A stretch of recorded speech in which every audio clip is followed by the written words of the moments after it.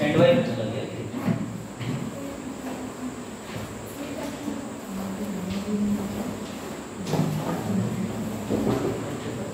Stand by में चला। और बताओ तुम लोग तैयारी वारी कैसी चल रही है सर? ठीक है हाँ ठीक है बेटा कोई बात नहीं है। उन्होंने क्या पूछा सर्वाधिक जनसंख्या यानी सबसे ज़्यादा पॉपुलेशन वृद्धि गति का मतलब ये होता है कि पॉपुलेशन 1000 से अचानक 2000 में कन्वर्ट होगी तो एक परसेंटेज होता है। मतलब अभी जो चीज़ 1000 है वो 2000 हो जाएगी तो इसका मतलब वो डबल होगी। परसेंटेज की बात करें तो 100% बढ़ होगी। ऐसे उन्होंने पूछा कि मेघालय की जो पॉपुलेशन मान लो मेघालय में पहले 1 लाख लोग रहते थे, हर साल वो कितने बढ़ रहे हैं 30%। उसके बाद सेकंड नंबर पे तेजी से कौन बढ़ रहा है तो मेघालय के बाद लेकिन कहीं कम भी तो हो रहा है। कम कहाँ हो रहा है? नागालैंड के बाद केरल। ये यूनियन टेरिटरी है यानी केंद्र शासित प्रदेश है। ये राज्य है 28 राज्यों में से 4 राज्य ये केंद्र शासित प्रदेश में ये चीज़ है। ऐसी सर्वाधिक जनसंख्या सबसे ज़्यादा पॉपुलेशन कहाँ है? फिर महाराष्ट्र में। लेकिन सबसे कम कहाँ बेटा? सबसे कम किनमें? कितना समझ में पूछ ले ठीक है।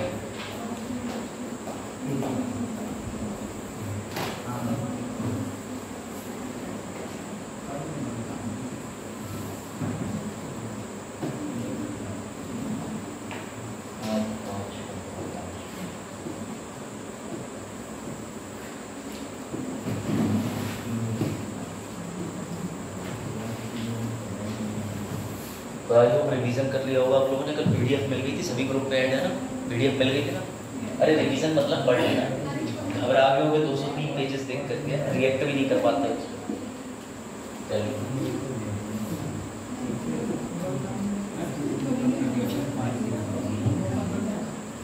चलो भैया शुरू कर देता हूँ ठीक है।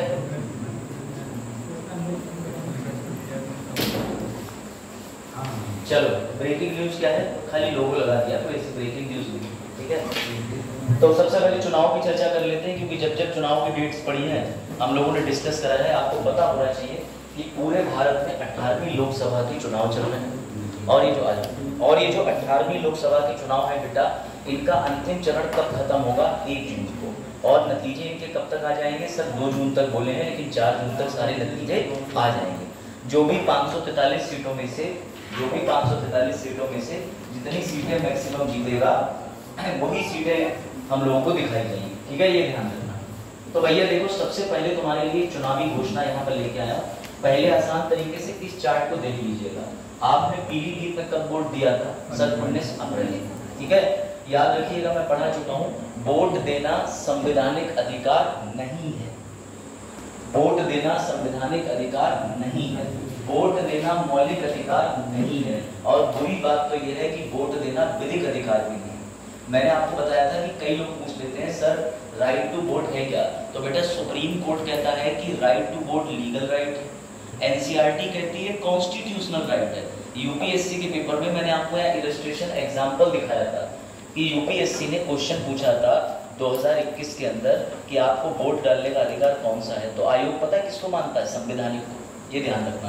लेकिन जुडिशरी नहीं मानती संवैधानिक को। जुडिशरी कहती है कि कॉन्स्टिट्यूशनल या फंडामेंटल होता तो जेल में जो व्यक्ति बंद है उसे वोट दिलवाते हैं हम मानते हैं लीगल राइट। लीगल कैसे? कि हमने एक अधिनियम बनाया है जनप्रतिनिधि अधिनियम। उसके अंदर धारा 16 है। धारा 16 बात करती है कि कौन वोटर के लिए योग्य हो सकता है या अयोग्य हो सकता है। बात आई? तो याद रखना बेटा बड़ा कॉमन प्रश्न है, एक लाइन का बनता है कि वोट देने का अधिकार क्या है। तो बेटा ये जैसे कि आपको पता है कि 2019 में भी 7 चरण में चुनाव हुए थे। इस बार भी 7 फेसेस में चुनाव हुए। 19 तारीख को कितनी सीटों पे चुनाव हुए थे? भूलना नहीं है 102 सीटों पे। कितना? 102। सबसे ज्यादा वोट कहाँ पड़े थे? तो सर जहाँ हिंसा हुई थी। कौन सी हिंसा हुई थी? मई के 2023 में। कहाँ? मणिपुर। और सबसे कम वोट कहाँ पड़े थे? पहले चरण में। तो बेटा बिहार में। कहाँ पड़े थे? बिहार में। मेरी बात याद रखते हुए चलना। ये सारे आंकड़े आपको याद होने चाहिए क्योंकि आप जो भी स्थिति का एग्जाम दे रहे हो उसमें इस तरीके के प्रश्न आपके लिए बन जाएंगे। तो मैं वापस से याद दिला दूं 102 सीटों पे चुनाव हुए थे। अधिकतम सीट कहाँ पड़े थे? सर मणिपुर, जहाँ हिंसा देखने को मिली थी। और बेटा न्यूनतम वोट की अगर बात करें तो बिहार। उसके अलावा आपको पता है कि दूसरे चरण के अंदर एक सीट कम हो गई थी, वरना 90 सीटों पे होते तो कितनी सीटों पे चुनाव हुए थे? 89। आपके उत्तर प्रदेश का नसीब इतना अच्छा है कि सातों चरण में उत्तर प्रदेश में चुनाव हो रहे हैं। कभी हो रहे हैं बरेली में मई में, तो कभी हो रहे हैं पीलीभीत में, कभी एटा इटावा में हो रहे हैं, कभी कासगंज में हो रहे हैं, अभी आगे आने वाले चरण में भी होगा, याद रखिएगा, ठीक है। अब दूसरी चीज समझिए, तीसरा चरण पूरा हो गया। तीसरे चरण में कितनी सीटें थी बताइए? वेरी गुड बेटा, 93 सीट्स पर तीसरे चरण में चुनाव हुआ था। दूसरे चरण में सबसे अधिकतम वोट डालने वाला कौन सा राज्य था? हाँ, त्रिपुरा। कौन था? त्रिपुरा। और बेटा न्यूनतम में तुम्हारे कैटेगरी में कौन था? उत्तर प्रदेश। याद रखना, एक आंकड़ा मैं बता रहा हूँ, इन आंकड़ों पे बात होगी आपसे, ठीक है। तीसरे चरण की अगर बात करें बेटा, तो तीसरे चरण में नंबर 1 पे हाईएस्ट वोटिंग में था असम, लेकिन सबसे गिरी हुई वोटिंग में कौन था? उत्तर प्रदेश। कौन था? यूपी। यानी कि अपने यूपी ने डबल योग्यता हासिल कर ली, इधर भी कम इधर भी कम में आ। अब बेटा अगली डेट जो भी 13 मई की डेट गई है, तो अब आप देख लीजिएगा 13 मई को भी चुनाव हुआ है। 13 मई को कितनी सीटों पे चुनाव हुआ है बताइए? हाँ, 96 पे। अधिकतम वोटिंग कहाँ पड़ी है? सबसे अधिकतम वोटिंग सस्पेंस। हाँ बताओ। अच्छा, न्यूनतम वोटिंग कहाँ पड़ी होगी? न्यूनतम कहाँ पड़ी होगी? लो तो पहले जरा ये देख लो, शाम 5 बजे तक चौथे चरण के चुनाव की बात करें तो 62.31% मतदान हुआ, जो कि थोड़ा कम है, लेकिन ये थोड़ा आंकड़ा बढ़ेगा क्योंकि आपको पता है वोटिंग चलती है शाम को कितने बजे तक? 5 बजे तक चलती है।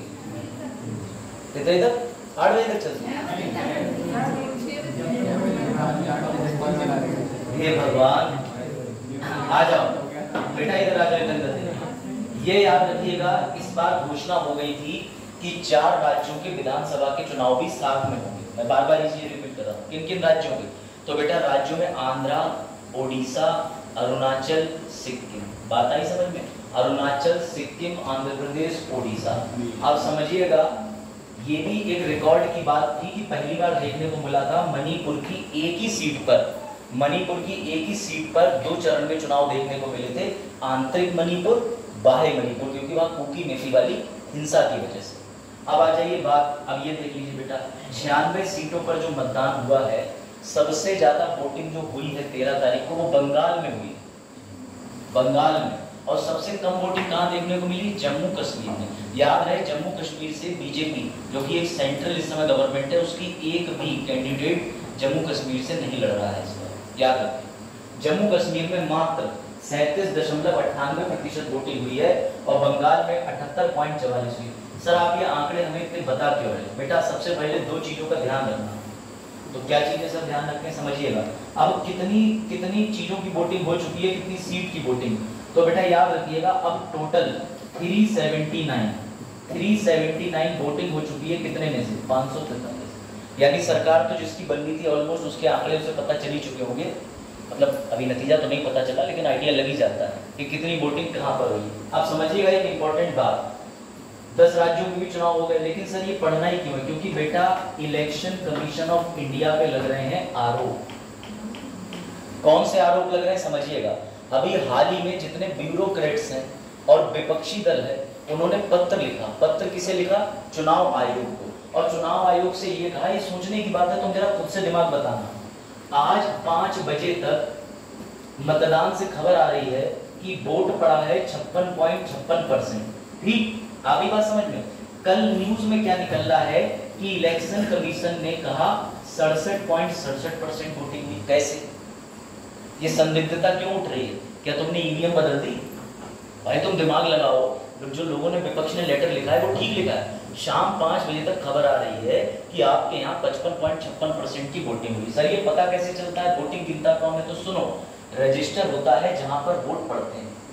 उस रजिस्टर के अंदर क्या होता है कि कितने लोगों ने मतदान करा, ये जब उठ के अधिकारी जाते हैं लॉग करके, तो उस पर्ची पर मेंशन करके वो ईवीएम के ऊपर एक कॉपी चिपकती है, एक कॉपी जमा होती है, ईवीएम स्ट्रांग रूम में चली जाती है। तो वो एक रिकॉर्ड बनता है, उस रिकॉर्ड में लिखा होता है कि आज हमारे पास रजिस्टर्ड थे 13,000 वोटर, इसमें से मात्र 6,000 लोगों ने रजिस्टर में एंट्री करी है, तो उसका परसेंटेज निकल के आ जाता है। लेकिन संदिग्धता ये है कि अगले दिन चुनाव आयोग कैसे कह दे रहा है कि 67.67% वोटिंग होगी, कैसे दिल्ली? तो ये संदिग्धता की बात है भैया। अब इसमें लोगों का कहना है, मैं फिर बता दूं, वीडियो बन रही है, मेरा कहना नहीं है, विपक्षी दल का कहना है कि हो सकता है मशीनें बदल दी जा रही हो और जो हमारी वाली मशीन है उसमें इतने % की वोटिंग सेट कर दी हो, उतने % मतदान दिखाना पड़ेगा। ऐसे आरोपों का बेटा, ऐसे आरोपों को खारिज करने के लिए चुनाव आयोग की जिम्मेदारी बनती है। अब सुनो, चुनाव आयोग ने भी इस दुविधा से, धर्म संकट से बचने के लिए फॉर्मूला निकाल लिया। चुनाव आयोग ने कहा हमने एक ऐप लॉन्च करी थी, अब उस ऐप के अंदर हर 2 घंटे में तुम्हें दिखेगा कि किस मतदान केंद्र से कितने % वोटिंग हो रही है, मतलब लाइव स्टेटस लो, लेकिन तब भी 2 घंटे का गैप रखा है, ठीक है। ऐसा मैं नहीं, विपक्षी दल का, ठीक है, तो समझिएगा। तो इन्होंने बेटा वोट का प्रतिशत अब ऐप पर हर 2 घंटे में आएगा। इसको सर हम कहाँ यूज कर सकते हैं? इसको आप गवर्नेंस के रूप में इस्तेमाल कर सकते हो कि चुनाव आयोग पे अगर संदिग्धता होती है तो चुनाव आयोग की ड्यूटी है कि जितने भी एलिगेशन लगे हैं उसको दूर रखें। याद रखिएगा, सबसे ज्यादा वोटिंग कहाँ देखने को मिली? बंगाल में। सबसे कम वोटिंग कहाँ देखने को मिली? जम्मू कश्मीर में। लेकिन मजे की बात यह है कि बिहार और महाराष्ट्र में वोटिंग बढ़ी हुई। सबसे पहले चरण में वोटिंग सबसे कम कहाँ पड़ी थी? बिहार में। बेटा बिहार महाराष्ट्र में पूरा खर्चा पानी देके, मतलब लोगों से अपील करके पूरा जोर लगा लिया, लेकिन तब भी 60% से ज्यादा मतदान बढ़ ही नहीं रहा। महाराष्ट्र के लोग निकल के आ ही नहीं रहे। तो इसके लिए कारण माना जा रहा है हीट वेव, ठीक है। इसके अलावा कारण ये भी माना जा रहा है कि लोग इस बार चुनाव में इंटरेस्टेड है नहीं।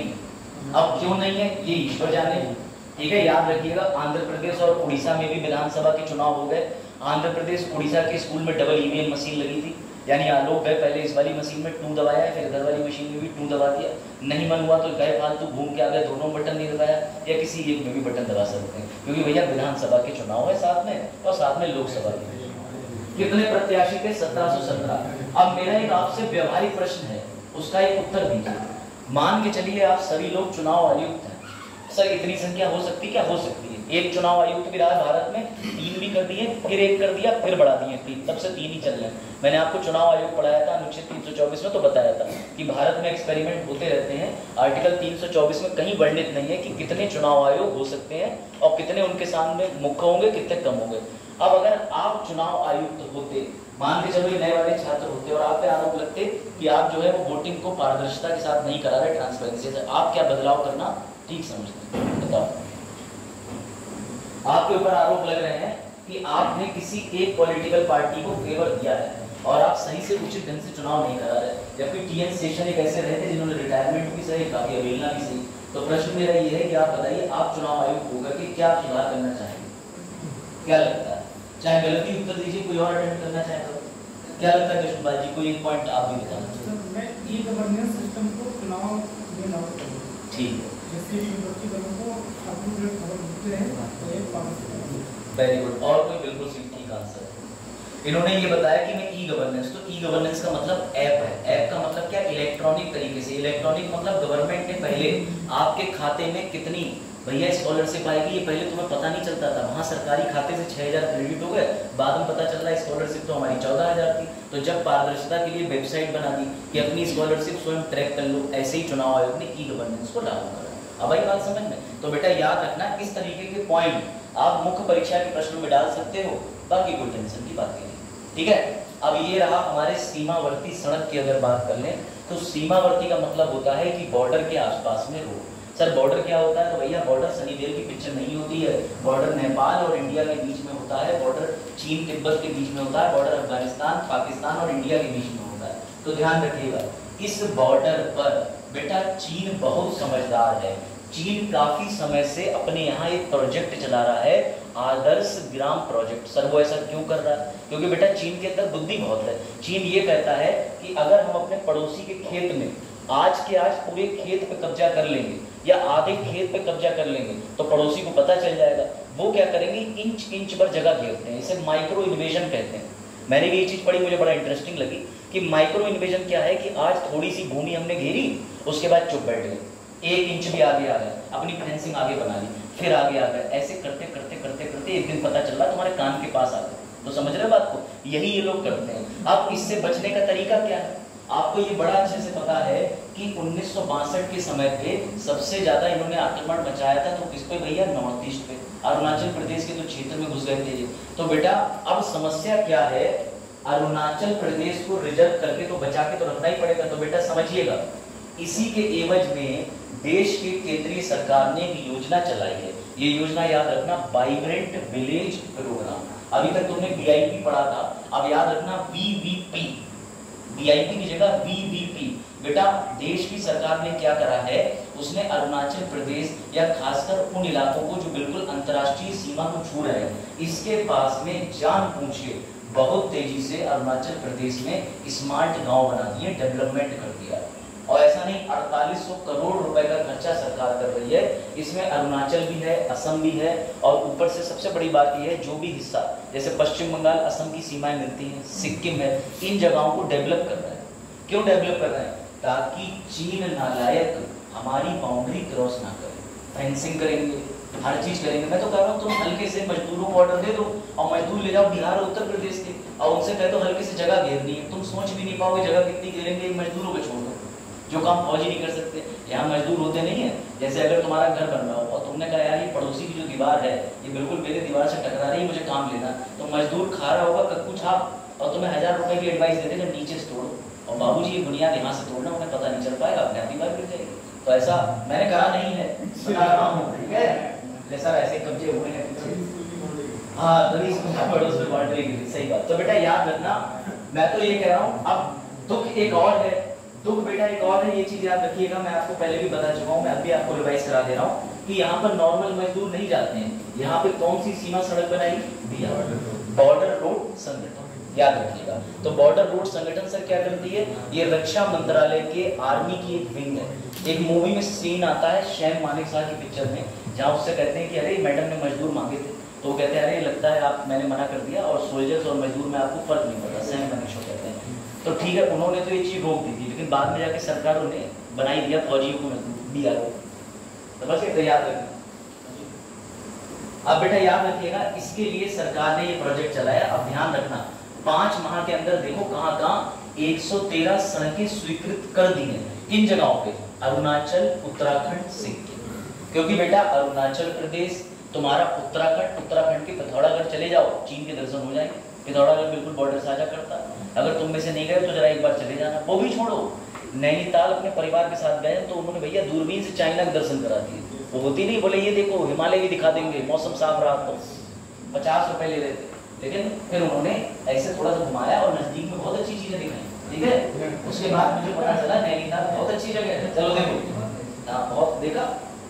तो बेटा याद रखिएगा, चीन की सीमा पर 168 गांव ऐसे हैं जहां अभी तक सड़क नहीं है, और यही दुख की बात है। देखो जिन इलाकों में सड़क नहीं है वहां आसानी से कब्जा हो जाता है। तो बेटा चीन के इस कब्जे को रोकने के लिए, और एक बात और भी है, गांव डेवलप नहीं करोगे ना तो लोग गांव छोड़ के शहर भी जा रहे हैं। लोग कह रहे हैं जब सरकार हम पे कोई ध्यान ही नहीं दे रही है, अरुणाचल का एक भी गांव बिल्कुल बुरी जर्जर अवस्था में पड़ा हुआ है, हम क्यों रहे? और ये भी छोड़ो, अरुणाचल प्रदेश वाले जो हैं अवैध तरीके से चाइनीज लोगों के साथ शादी करने इधर भी चले जाते हैं, वो इधर भी आ जाते हैं। यही दुख म्यांमार के साथ भी है। मैं आपको बता दूं, ये इधर से उधर होता रहता है, और ये जो इधर से उधर होना है ना, ये बड़ा खतरनाक स्थिति है। आप समझिएगा, समझ गए? चीन के लोग, एक बार ट्विटर पर एक ट्वीट आया, तो मैं चीन के बारे में मैंने ट्वीट कर दिया था उल्टा सीधा। मैं ऐसे ट्वीट करता रहता हूँ, 2-3 बार मेरा ट्विटर बंद हो चुका है, मिनिस्ट्री नहीं बैन लगा। उसके बाद फिर मैंने नई आईडी बना ली, भाई स्वतंत्रता है मुझे। तो उसके बाद उसमें एक बच्चे से मैंने देखा कि तुम चाइना में इतना फेवर क्यों ले रहे हो? तो उसने बताया कि लिटरली मेरे पापा ही चाइनीज हैं। बोले मेरे पापा एक सुपर पावर है, मम्मी बेचारी इंडिया की है, मम्मी को छोड़ के चले गए वो, अब मम्मी और आराम से रहते, पापा कभी कभी आ जाते हैं। मैंने कहा यार तुम तो सही है, बताओ जिस देश ने कोविड को जन्म दिया तुम तो वहां से कर। तो खैर छोड़ो। तो याद रखिएगा, ये इन्वेजन के लिए बेटा गवर्नमेंट ने, ठीक है, चाइना के खिलाफ, जबकि ऐसा एक चाइना में भी डेवलपमेंट चल रहा है, याद रखिएगा चाइना में आदर्श विलेज का मॉडल चल रहा है। चीन भी अपने सीमावर्ती क्षेत्रों को डेवलप करने में लगा हुआ है। चीन भी बना रहा है, अरुणाचल के बगल में उसका बॉर्डर है, वो भी बना रहा है, हम भी गांव बनाएंगे, लेकिन ये मॉडल से धोखे में भारत का विकास जरूर हो जाए, ठीक है। ये याद, चलो भैया ये सबसे बढ़िया है, ठीक है। अब मैं तुम्हें एक ट्रिक बताता हूँ। तुम में से कुछ बच्चे सुपर इंटेलिजेंट होंगे, सर क्या कह रहा है, ऐसा तो कोई नहीं, मतलब वो देखो बता रहा हूँ। आप में से कई लोगों ने ये देखा होगा कि जब आप इंटरनेट ब्राउज करते होंगे, ठीक है, तो कई सारे विज्ञापन आते रहते होंगे, ठीक है। देखिए कुछ विज्ञापन तो ऐसे होते हैं जो कि सही नहीं होते, जो कि बताते हैं कि लंबाई और छोटाई ये सब चीजों को लेकर के, ठीक है, देश की सीमाएं कहां तक लग रही हैं, समझो, ठीक है।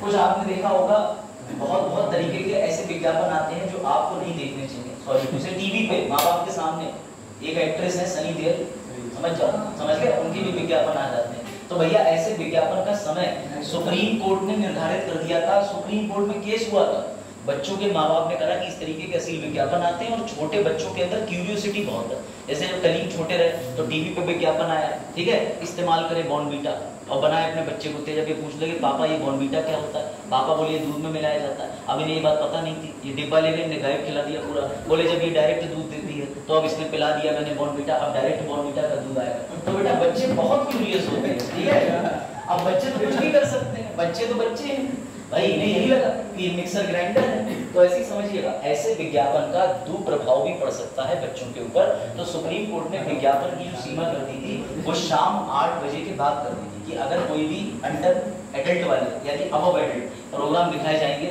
लेकिन एक समस्या और है बेटा, ऐप पे चला गया, आजा चलो चलन हेलमेट निकाल लो वरना लोग तुम्हें पी के समझ रहे हैं। हाँ नहीं बेटा एक किरदार का नाम है, कलीम मेरा पी के आ रहा है, चलो देखो। अब बेटा सुनिएगा, एप्पल इससे एक कदम आगे चला गया है। क्यों? एप्पल ने तो बेटा जीना ही खत्म कर दिया कंपनियों का। कैसे? एप्पल कह रहा है कि हम नई अपडेट ला रहे हैं। तो अब तुम कहोगे अपडेट क्या? जैसे तुमने जब एंड्रॉइड चलाया था तो 9वां वर्जन था, 10वां था, 11वां, 12वां, 13वां, 14th वर्जन चल रहा है। ऐसी iOS ने अपडेट कर दिया है। iOS जून में अपडेट ला रहा है 18वां। तो कुछ लोग मजाक भी कर रहे हैं कि iOS 18 का हो गया, एप्पल 18 साल का हो गया। तो बेटा इसमें जो 18वां iOS आ रहा है, इनका अपना ऑपरेटिंग सिस्टम, इसमें खतरनाक चीज आ रही है। अब ये किसी भी वेबसाइट पे विज्ञापन दिखाएगा ही नहीं जो तुम्हारे काम के लिए। मान लो पता चला तुमने किसी सर्च करा कि चाइना के बारे में, तो अब फुजूल विज्ञापन आ रहा है, सब खत्म। अब इसकी वजह से टेंशन हो गई है वेबसाइटों को। क्यों बेटा? सबसे ज्यादा टेंशन जो हो गई है, समझिएगा, वो न्यूज़पेपर वेबसाइटों को हो गई है। क्यों? पहले तो एप्पल देख लो, एप्पल क्या है, तो इसका हेडक्वार्टर कहाँ पर है? कैलिफोर्निया। कैलिफोर्निया कहाँ है? यूएसए के अंदर। इस पे ध्यान मत देना, ये जोक है। इस एप्पल में अंतर है, इस 100 रुपए किलो है, उसमें कुछ आता नहीं है 100 रुपए में, ठीक है, ये ध्यान रखना। तो बेटा यूके के समाचार पत्रों ने, समझिएगा, ब्रिटेन के समाचार पत्रों ने एप्पल कंपनी को, जो कि अमेरिका की, पत्र लिखे। तो आप कहोगे क्यों लिखे? पत्र लिख के ये कहा कि देखो अब जिसके घर भी अखबार आता था कागज वाला, वो छोटे शहरों में ही रह गया है, बड़े शहर में कोई नहीं लेता।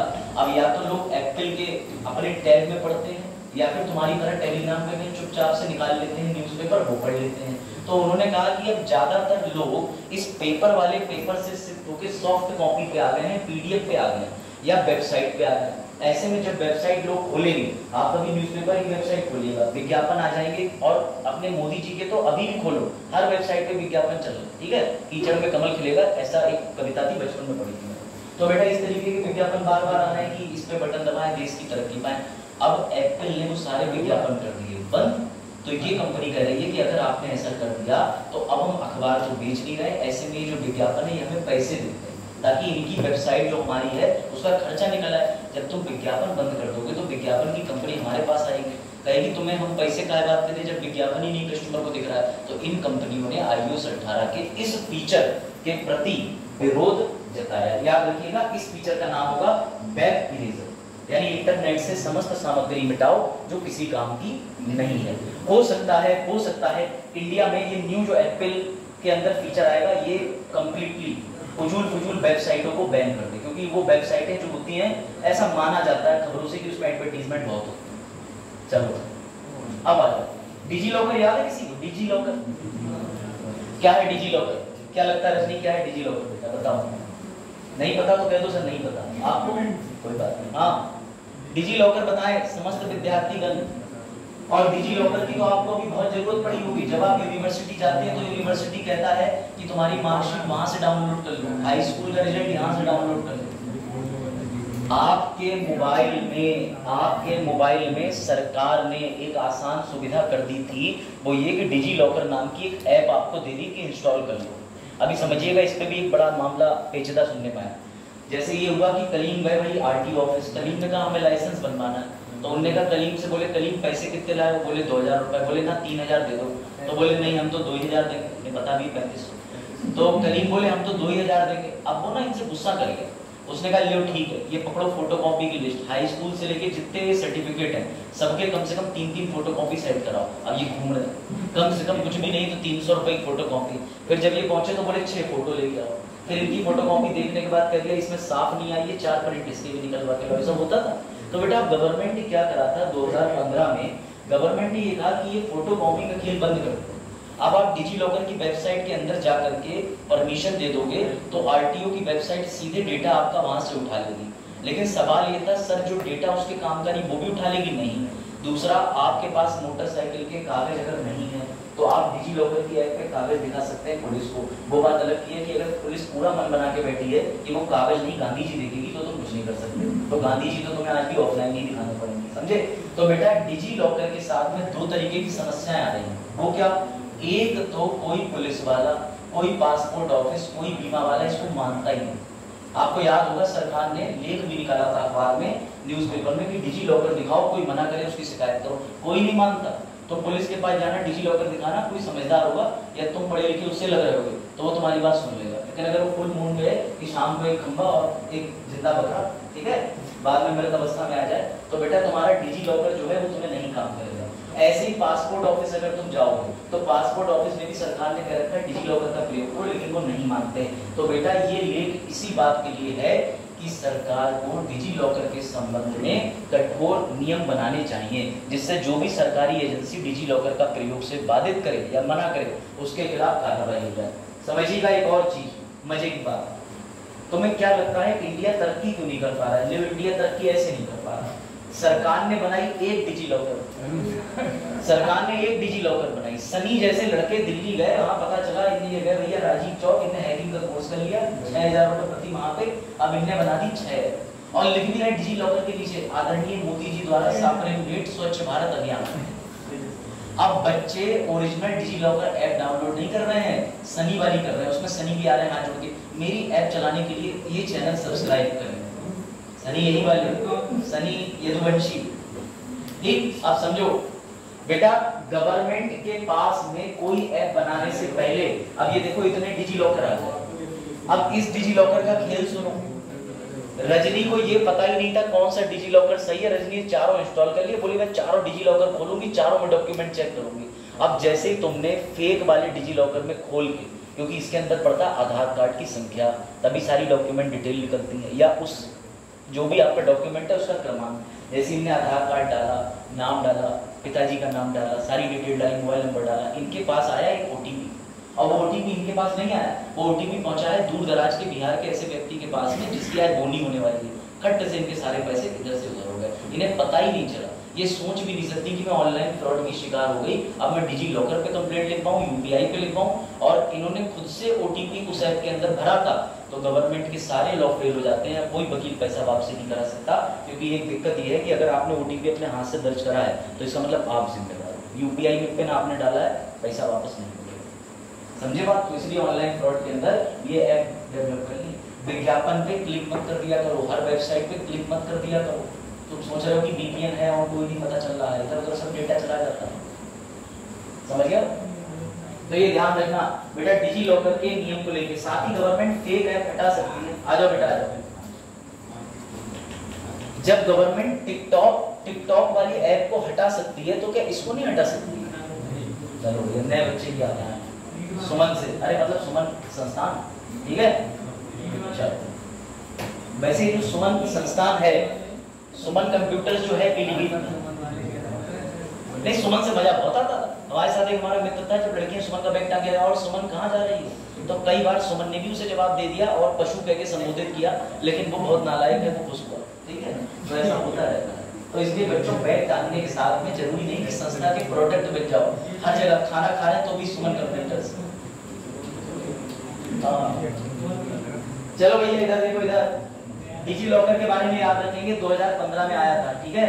बच्चों के भी रजिस्ट्रेशन चल रहे हैं शायद। हाँ ये आया तुम्हारे मतलब, ठीक है? सुप्रीम कोर्ट ने हिंदू विवाह अधिनियम के अनुसार, ठीक है, जो नए बच्चे हैं जो परेशान, रजिस्ट्रेशन किया है, कहाँ से आया तुम जानकारी कैसे से?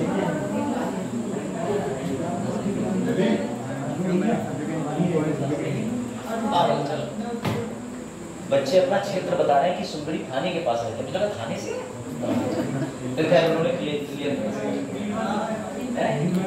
नीट वाले होंगे, देखो यार नीट वाले होंगे। चलो बेटा विवाह और अनुष्ठान समझ लो, सुप्रीम कोर्ट ने अभी देखिएगा ध्यान से सुनिएगा, हिंदू विवाह अधिनियम 1955 के अनुसार सुप्रीम कोर्ट ने हाल ही में बोला था कि भैया एक जो विवाहित जोड़ा होने वाला था वो बेड पे आराम से बैठे जाकर के, और उन्होंने कहा रिसेप्शन शुरू करो, रिसेप्शन शुरू हो गया, कोई साथ फेरे नहीं, कुछ भी नहीं। सुप्रीम कोर्ट ने कह दिया जब फेरे ही नहीं हुए तो हिंदू विवाह अधिनियम में दोनों हिंदुओं की शादी कैसे होगी, ये करना जरूरी है। इसमें याद रखिएगा कि अगर लड़की पंजाबी है तो भैया तुम अपने जो भी सिख कल्चर में होता है वैसे सेलिब्रेट कर लो, लेकिन दोनों के धर्म में से किसी एक धर्म के अनुसार सारी सेरेमनी होना जरूरी है। आप सुनिए, इस मामले ने नए विवाद को जन्म दे दिया। अब तुम कहोगे नया विवाद क्या आ गया, तो बुद्धिमानों की सुनो, ये तर्क आया है कि लोगों का बयान है कि सुप्रीम कोर्ट ने कहा है 7 फेरे लेना जरूरी है, भीड़ होना जरूरी है, बुलाना जरूरी है। अब लड़के और लड़की कह रहे हैं हम तो 18 साल से ऊपर के, नहीं दिखाना मम्मी पापा को हमें शादी करनी, हम चुप्पे से कर रहे हैं बीए बीयू के साथ देहरादून में जाके शादी, हमें किसी को बुलाना भी नहीं है, तो ये तो हमारी निष्ठा पे सीधा सीधा अटैक हो गया। और सुप्रीम कोर्ट कह रहा है हम तुम्हारी शादी नहीं मानेंगे। कैसे नहीं मानोगे शादी, नहीं ले रहे 7 फेरे, भाई ये भी तो समस्या है। 7 फेरे लेके पता चला आखिरी फेरे पे पापा आ गए, उन्होंने कल ले एक और फेरा था।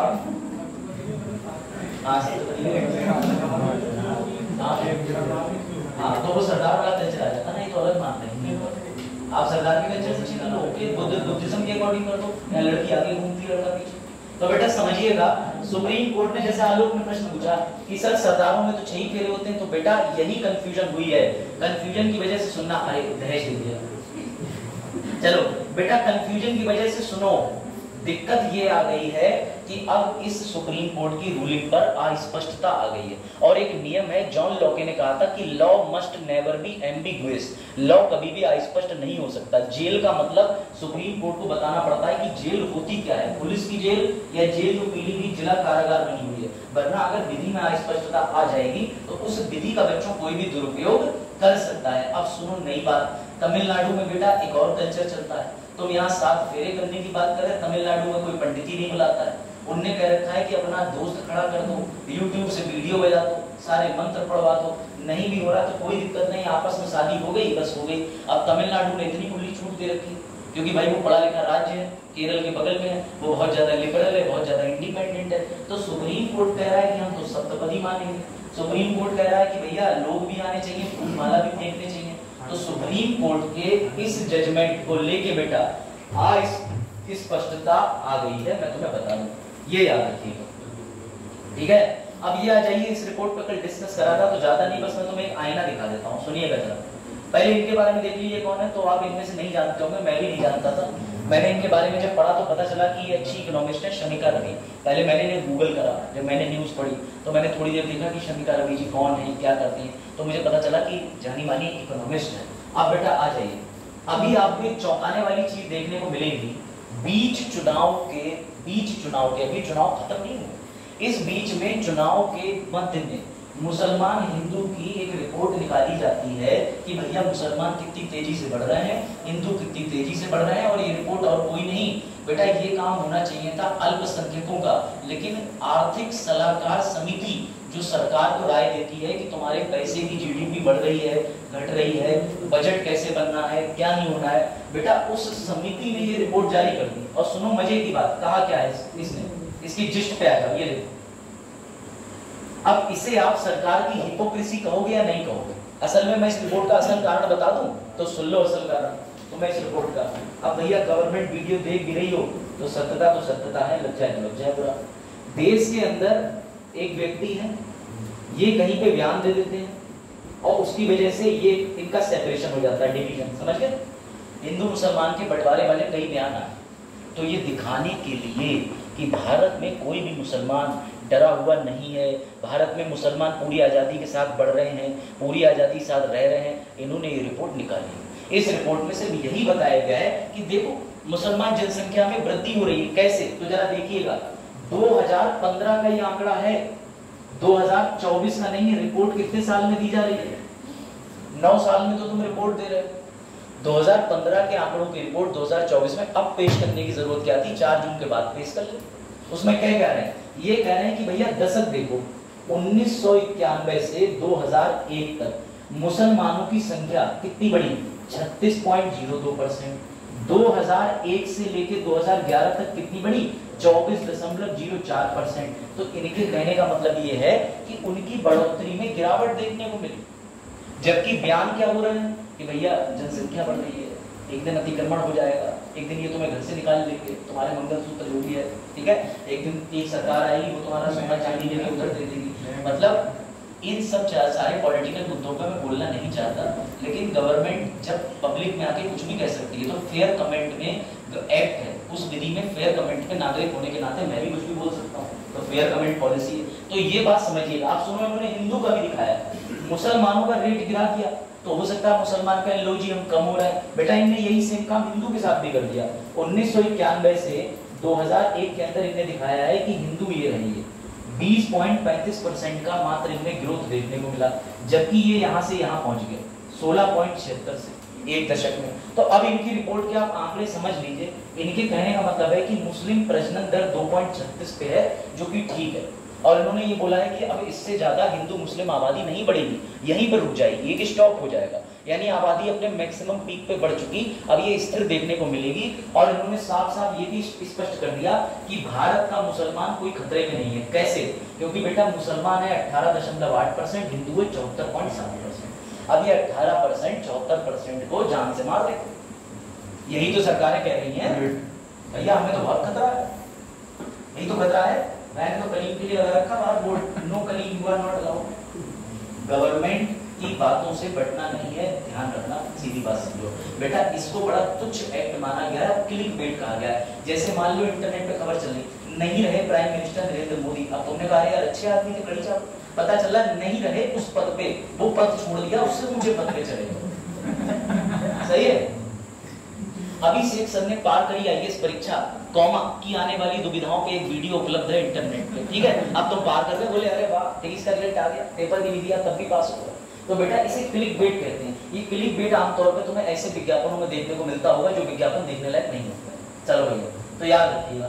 अब ये आ जाओ, ये सबसे मजाकिया चीज भी है जो अभी तक देखने को मिली है, free trade agreement, European free trade agreement. अब तुम समझ लो ये क्या होता है। हमने यूरोप के देशों से एग्रीमेंट कर रखा है, एक हाथ दे एक हाथ ले, तू हमारे यहाँ सामान सस्ते में निकाल, हम तेरे यहाँ निकालेंगे। अभी तक ये काम ठीक चल रहा था। उदाहरण के लिए समझा देता हूँ, रजनी जो है वो मेडिकल लाइन में होलसेलर है, ये रिटेलर है। रिटेलर समझते हो, जैसे तुम बिस्किट लेने गए, तुमने 10 रुपए देकर बिस्किट खरीदा, ये रिटेलर है। लेकिन ये भी तो किसी से खरीद रहे हो, तो अब ये इनसे खरीद रहे थे सामान। इन्होंने कहा कि तुम हमें ये सामान पे इतना डिस्काउंट दो, ये बोले तुम हमें ग्राहक ला के दो। अब पहली बार इंडिया ने उल्टा काम कर दिया।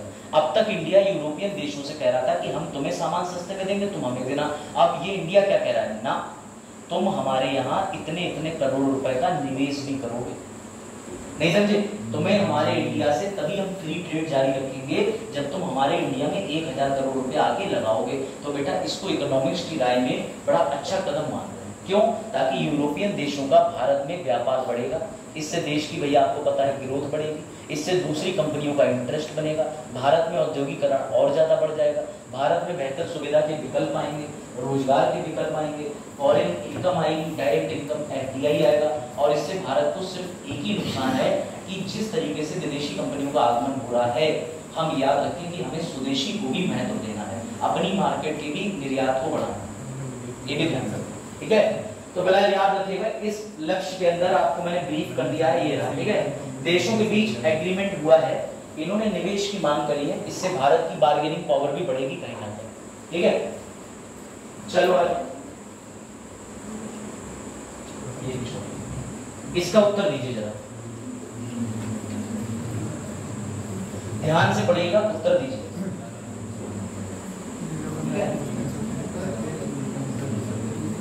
बेटा डिजी लॉकर में नागरिक के दस्तावेज सुरक्षित रखे जाते हैं। हाँ भैया, सरकारी वाला जो है उसमें तो सुरक्षित रहेंगे, फर्जी वाली ऐप डाउनलोड करोगे तो सरकार भी कहेगी हम क्या कर सकते हैं।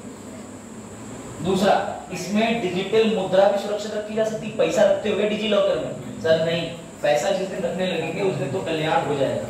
ठीक है, याद रखिएगा, ये सही है गलत। अब तुम्हें एक बात, एक चीज और बता दूं, डिजिटल मुद्रा को लेके वॉलेट चलते हैं। वॉलेट बिहार से, झारखंड से पता है कैसे पैसा इधर से उधर होता था। अब तुम कहोगे सर कैसे होता था, तो आपको मैं बता दूं, जितने भी गवर्नमेंट ई वॉलेट थे वो बंद कर दिए गए। आप पेटीएम चलाते हो, पेटीएम में आपको वॉलेट मिलता है। वॉलेट अभी तक इस वॉलेट को खोलने के लिए आपको अपना पैन कार्ड, आधार कार्ड नहीं लगाना पड़ता था। आप केवाईसी मांग रहा है। मान के चलो मैं हूँ बिहार के अंदर जमतारा में बैठा हुआ एक साइबर क्रिमिनल, मुझे क्या करना है, किसी के से पैसे निकालने हैं, तो मैंने एक आज ही ई वॉलेट बनाया पेटीएम पे। पेटीएम पे किसका नंबर ले लिया, किसी का भी ले सकता हूँ। रिक्शे वाले का भैया 1 मिनट फोन देना, उसने दिया, इतने में मैंने उसका नंबर लिया, अपने नंबर पे फोन मिलाया और दूसरी तरफ से ओटीपी भी आ गया, मैसेज ओटीपी ले लिया, हो गया था। मुझे पता भी नहीं, उसके नंबर से पेटीएम वॉलेट बन गया। ये वॉलेट जो है, इस वॉलेट में किसी के साथ फ्रॉड करके मैंने रुपया मंगाया, रुपया मंगाने के बाद इस वॉलेट से कहीं भी अकाउंट में ट्रांसफर कर लिया, फिर इस वॉलेट को डीएक्टिवेट कर दिया। जैसे व्हाट्सएप अकाउंट डीएक्टिवेट करते हैं, ऐसी वॉलेट भी डीएक्टिवेट कर जाता है। यानी मैंने क्राइम करा और वॉलेट को खत्म कर दिया। इसलिए गवर्नमेंट ने सभी वॉलेट पे केवाईसी करना अनिवार्य। अब आई बात समझ में? तो वॉलेट से बहुत अपराध होते हैं और कई सारी कंपनियां थी जो बर्बाद हो गई। ठीक है, जेड पे आपने देखा होगा, इसके वॉलेट की वजह से इसको बहुत समय तक मार्केट से गायब होना पड़ा। बहुत सी ऐसी कंपनियां आज की डेट में हर जगह अपना मोबाइल नंबर मत डाल देना जो आधार से लिंक है, बाद में एक मैसेज आएगा 17,000 हैज बीन डेबिटेड। ठीक है, अब इस प्रश्न में समझ लीजिए, भारत के राज्यपाल निर्माण में ये वाली खबर मैंने कवर नहीं करी, तो फिलहाल ये ध्यान रखिए कि गवर्नमेंट को औसतन राजमार्ग के निर्माण में 1 किलोमीटर पे जो खर्च आता है वो 2 करोड़ आता है। गवर्नमेंट 34 किलोमीटर प्रतिदिन बना रही थी, इसको 31 किलोमीटर बनाएगी। ये ध्यान रखिए, ये चीज आएगी इसमें। तो पहला वाला पॉइंट था कि पहले कितना बना रही थी, 34, ठीक है। प्रोविजनिंग बैंक की क्या होता है, तो जब भी बैंकों का कोई धन मर जाता है, नहीं वापस मिलता, तो बैंकें उसकी पूर्ति अपने पास से करती हैं। ठीक है, चलो ये वाला एडिटोरियल कुछ खास नहीं लगा मुझे, तो मैंने कवर नहीं करा। आप सुनो, तुम्हारे लिए एक मास्टर स्ट्रोक। अभी मैंने जो सारी चीजें बताई हैं, ये लो उसके मेंस के आंसर, ईवीएम के बारे में पूरा मेंस का आंसर। इसके अलावा ध्यान देना, अभी आपको मैंने विलेज वाइब्रेंट प्रोग्राम भी बताया था। ठीक है, तो क्या है विलेज वाइब्रेंट प्रोग्राम, ये रहा। ठीक है, निवेशक वाला समझौता, ये जितने भी एडिटोरियल की कवरेज है इसमें पेज नंबर डाल दिए, जैसे ये लिखा है वाइब्रेंट विलेज प्रोग्राम।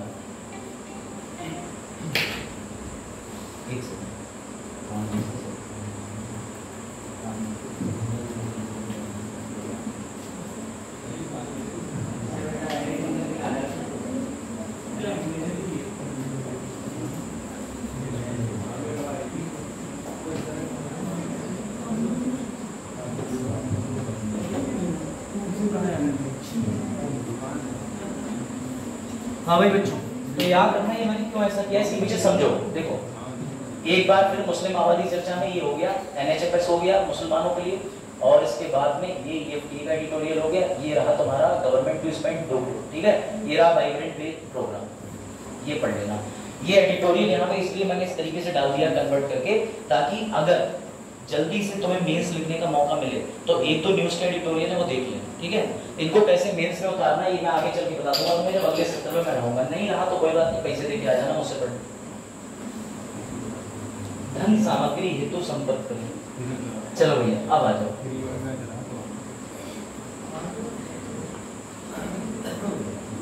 ठीक है, चलो भैया, तुम्हारा हमारा सबका फेवरेट।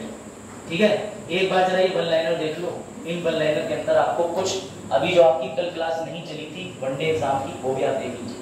मतलब जो वनडे के क्वेश्चन होते हैं टीसीएस के लिहाज से इंपॉर्टेंट। बेटा किसने लार्सन एंड टुब्रो, तो बेटा ये लार्सन एंड टुब्रो जो है वो कौन सी कंपनी है सर, ये पोर्तुगीज कंपनी है। भारत में जहाज बनाती थी, द्वितीय विश्व युद्ध के दौरान विदेश को जहाज की सप्लाई देती थी। आज के समय पे जितने हाईवे हैं, जितने बड़े प्रोजेक्ट हैं, ये डेवलप करती है। इसका हेड ऑफिस कहाँ है, दिल्ली के अंदर। तो बेटा इसके अध्यक्ष कौन बने हैं, आर शंकर रमन। भारत फ्रांस संयुक्त सैन्य अभ्यास शक्ति 2024 का 7वां संस्करण उमरोई मेघालय।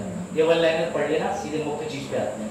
कुछ मैंने डाल दिए इसमें और भी दे दूंगा। ठीक है, क्या है क्वेश्चन, लो भैया बताओ।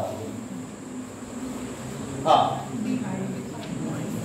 मिसाइल, अच्छा कौन है बताओ, और एक ही नहीं चारों बताने, मजा तो तब है। हाँ वेरी गुड वेरी गुड। और हाँ देखो इस प्रश्न का उत्तर जो है वो ये है, ठीक है। ये कहाँ के हैं? हाँ ये कहाँ के हैं? ये कहाँ के हैं? बेटा ये सबसे कम उम्र के प्रधानमंत्री बने हैं। तो कहाँ के बने हैं बेटा? बताओ बताओ बताओ बताओ बताओ बताओ बताओ। ठीक। और ये कहाँ के बने हैं? तो बेटा ये पुर्तगाल के बने हैं, ठीक है। कोई टेंशन की बात नहीं है। कहाँ लिखे हुए हैं? तो ये लो भैया अगले पन्ने पे सब लिख दिए हैं, ये रहे, ठीक है। ये कहाँ के बने हैं? सोलोमन आइलैंड के।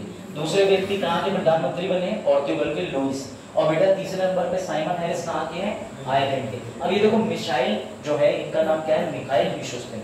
रशिया के अंदर अगर व्लादिमीर पुतिन राष्ट्रपति बन गए हैं 5वीं बार 2000, 2004, 2008, 2012, 2024, तो बेटा दुख की बात यह है कि प्राइम मिनिस्टर के पद पे भी कोई अपनी तरह सोच का खतरनाक व्यक्ति चाहिए। तो बेटा ये जो मिखाइल मिशुस्तिन है ये पुतिन से बाहर नहीं है, ये उन्हीं की विचारधारा के डिट्टो व्यक्ति हैं। ये 4 साल के लिए रहेंगे, ये ध्यान रखना। कितने साल के लिए रहेंगे? 4 साल के लिए, ये ध्यान रखिएगा, ठीक है। और थोड़ी सी डिटेल नोट कर लीजिएगा मिखाइल के बारे में, ये रही, ठीक है। ये नोट मत करना 58 वर्ष के हैं, कहीं नहीं पूछा जाएगा, शादी नहीं करवानी इनकी, ठीक है। बेटा याद रखिएगा कितने साल के लिए पीएम बनते हैं रशिया के अंदर, ठीक है। याद रखिएगा 4 वर्ष से पहले भी थे, 4 वर्ष के अब भी रहेंगे, यही पिछली बार भी थे। और पिछली बार जब थे तो रूस ने इतने हमले कर दिए, तो समझ जाओ उन्हीं की विचारधारा के व्यक्ति हैं। तो बेटा ये भी याद रखना है सभी को कि रूस कहाँ है? यूरोप और एशिया। तो रूस की भैया राजधानी क्या है? मॉस्को। मुद्रा रूसी रूबल। सबसे बड़ी, ठीक है, मीठे पानी की झील का नाम क्या है जो रूस में पाई जाती है? बैकाल। वेरी गुड, ठीक है। सबसे लंबा रेलवे मार्ग किस देश के पास है? ट्रांस साइबेरिया रेलवे मार्ग, जो कि सर व्लादिवोस्तोक से सेंट पीटरबर्ग तक जाता है। तो इस सेंट पीटरबर्ग कहाँ पे है सर? ये पूरा का पूरा क्षेत्र रूस के पास है। रसिया एक समय इतना परेशान हो गया था, उसने अपना कुछ क्षेत्र कौड़ियों के भाव अमेरिका को बेच दिया। Very good. जब अलास्का बेच दिया, और आज की डेट में भी 11 टाइम जोन है रशिया के पास में, मतलब रशिया इतना बड़ा है कि अभी भी उसको अपने आप को मैनेज करने में दिक्कत आती है। और जबकि मूर्खता देखें, अब रशिया यूक्रेन को अपने में जोड़ने के लिए रो रहा है, जबकि किसी टाइम अलास्का को कौड़ियों के भाव दे दिया था। तो तुम भैया कैसे बड़े वाले हो? जब तुमको इतना ही क्षेत्र चाहिए था, पहले अलास्का बेचा ही था, और अलास्का बेचा, वहां पे खनिज निकल गया, अमेरिका का बदले में।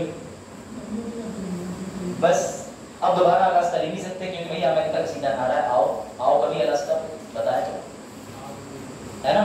सलमान खान वाला सीन हो जाए, गाड़ी ड्राइवर चलाता। चलो ये लिखा, हाँ भैया लो ये लो। अब तुम्हें एक चीज याद रखनी है कि बेटा भारतीय नौसेना के अंदर, मेरी बात समझ के चलिएगा, भारतीय नौसेना के अंदर 3 भर्ती देखने को मिली है, 3। कहीं कंफ्यूज हो जाओ, इनकी भी भर्ती देखने को मिल गई है सर। उसके अलावा ये रहे, ये कौन थे? ये अगर हमारे पास में प्रमुख थे तो बेटा आपको कौन मिले थे? के श्रीनाथन थे, कौन थे? मैं भी बोल रहा हूँ, देख लूंगा। अभी पहले इनका उत्तर दो कि चीफ ऑफ पर्सनल कौन हुए, बताओ? संजय भल्ला। 3 भर्ती में जरा ये लिख लो, ये ऐसे करके ये रहे सर, ठीक है। प्रमुख कौन है? D.K. त्रिपाठी। उप प्रमुख कौन है? कृष्णा स्वामीनाथन। और बेटा तीसरे नंबर पे भर्ती किसकी हुई है हाल ही में? तो संजय भल्ला बने हैं ADSM, ये ध्यान रखना। वाइस एडमिरल, वाइस एडमिरल, ये तीनों भर्ती कंफ्यूज करेंगी। बेटा 26 में प्रमुख के रूप में कौन हुए हैं? दिनेश कुमार त्रिपाठी। सर ये 26 याद नहीं रहा, तो 26 जनवरी याद रखो। क्यों? क्योंकि 26 जनवरी 1950 को नौसेना का गठन हुआ था। और 26 जनवरी को क्या मनाया जाता है? सब चुप रहेंगे, बताओ। 26 जनवरी को स्वतंत्रता दिवस मनाते हैं, गणतंत्र दिवस। तो मेरी तरह हाँ भाई बताओ शिवानी, 26 जनवरी को लाल बहादुर शास्त्री ने कहां से तिरंगा फहराया था इस बार? पता नहीं, लाल बहादुर शास्त्री जीते थी नहीं। चलो देखो, कोई बात नहीं बच्चों, मेमोरी तेज करो, वरना गलगोटिया वाले हो जाओगे, या फिर तो कंगना रनौत हो जाओ। गलगोटिया वाले हो ना। बोले देश का पहला राष्ट्रपति कौन था? I think Nehru ji. बोले अच्छा प्रधानमंत्री कौन था? I think Modi ji. मोदी जी पहले नहीं थे, 1950 से मोदी जी की इतनी लंबी वैलिडिटी नहीं है। है तो, लेकिन अभी इतनी लंबी नहीं है। चलो आगे बेटा ध्यान रखिएगा, मुख्यालय नई दिल्ली, प्रमुख दिनेश कुमार त्रिपाठी, उप प्रमुख कृष्ण स्वामीनाथन। चलो भैया एक और सवाल तुम प्यारे बच्चों से देखते हैं, ठीक है? बताओ भाई नए वाले छात्र, 15 अगस्त हम क्यों मनाते हैं? स्वतंत्रता दिवस। हमें स्वतंत्रता क्यों मिली? अंग्रेजों क्यों मिली? अंग्रेजों से। वाह, मैं इसलिए बता रहा हूँ बेटा, don't take it as insult. ये छोटी छोटी चीजें याद कर लो, इमोशन की किताब होगी तुम पे, है ना? सही। चलो ये लो इधर आ जाओ, ये सबसे प्यारा प्रश्न है आज का। अब सुनो ध्यान से, कांग्रेस सरकार ने परमाणु परीक्षण करा था, भले ही सफल नहीं हुआ था, लेकिन उसकी वजह से अमेरिका ने तुम पे CTBT NPT का बैन लगा दिया था। तो मेरा प्रश्न ये आता है, जरा ये बताओ पहले तो कि राष्ट्रीय प्रौद्योगिकी दिवस कब मनाते हैं? बताओ बेटा। जो बच्चे 11 मई कह रहे हैं वो बिल्कुल ठीक कह रहे हैं कि 11 मई को राष्ट्रीय प्रौद्योगिकी दिवस मनाया जाता है। तो सर ये राष्ट्रीय प्रौद्योगिकी दिवस क्यों मनाया जाता है? तो बेटा इसके लिए तुम्हें दो चीजें समझनी होंगी। सर क्या समझा दो? पहले तो ये पकड़ो, ये रहा था कांग्रेस के समय का 18 मई 1974 को, जिसे तुम कहते हो स्माइलिंग बुद्धा। नई चीज सीखो, इसका नाम हरे कृष्णा मिशन लिखो, ये ध्यान रखना, हैप्पी कृष्णा, ठीक है सर? इस्कॉन वाले मतलब, ठीक है, हैप्पी कृष्णा, ठीक है बेटा? क्या नाम था? हैप्पी कृष्णा। कुछ नोट्स ग्रुप में डालेंगे, पढ़ लेना। अभी आपने सारे मिशंस नहीं पढ़े होंगे शिवानी, आपने खुशबू, और आपका नाम विशाल, ठीक? तो भाई समझो, जितने भी बच्चे जिन्होंने ये सब मिशन नहीं पढ़े हैं, मैं साइंस एंड टेक की वीडियो डाल दूंगा, उसमें सब मिशन दिए हुए, देख लेना, ठीक है सर? डाल दो, देखेंगे। हाँ तो बेटा समझ लो, स्माइलिंग बुद्धा मिशन समझो, कांग्रेस सरकार ने पहली बार परमाणु परीक्षण करा था। लेके हम परमाणु परीक्षण के लिए समझिएगा, बत्ती बनाने के लिए कनाडा से ले रहे थे यूरेनियम। कनाडा बेचारा यूरेनियम सप्लाई कर रहा था, उससे कह रहे थे यूरेनियम 238 चाहिए, वो 235 भेज रहा था। इंडिया वाले बोले, हाँ इंडिया वाले बोले यूरेनियम तो आ ही रहा है, न्यूक्लियर टेस्ट कर दो। अब भाई जिस जगह पे 440 वोल्ट का करंट चाहिए, 200 दोगे तो अब विफल तो हो गई। इंडिया वालों ने वही करा, ज्यादा पावर चाहिए थी, कम पावर की भैया चीजें लगा दी, तो भैया धमाका तो हुआ, लेकिन धमाका संपूर्ण रूप से नहीं हो पाया। अब समझिएगा दूसरी चीज, इसके बाद में आती है किनकी सरकार आती है? तो भैया आती है अटल बिहारी वाजपेयी जी की। हाँ भाई आ जाओ, रजिस्ट्रेशन कराना किस चीज के हिसाब से? सर ने तो मुझे जानकारी नहीं, क्या शुभ नाम आप बगल वाले को रजिस्ट्रेशन करवाइए, किस कोर्स के लिए कराना है वो बता दीजिएगा, ठीक है? हाँ भाई चलो देखो, सभी वाले जरा ध्यान दें अच्छे से देखें। तो बेटा याद रखना, अब तक 2 बार न्यूक्लियर परीक्षण करे गए हैं, एक 18 मई, ये 18 मई कभी मत भूलना 1974 को। बेटा किसकी सरकार थी? तो सर 74 में सबको पता है इंदिरा गांधी जी की सरकार थी।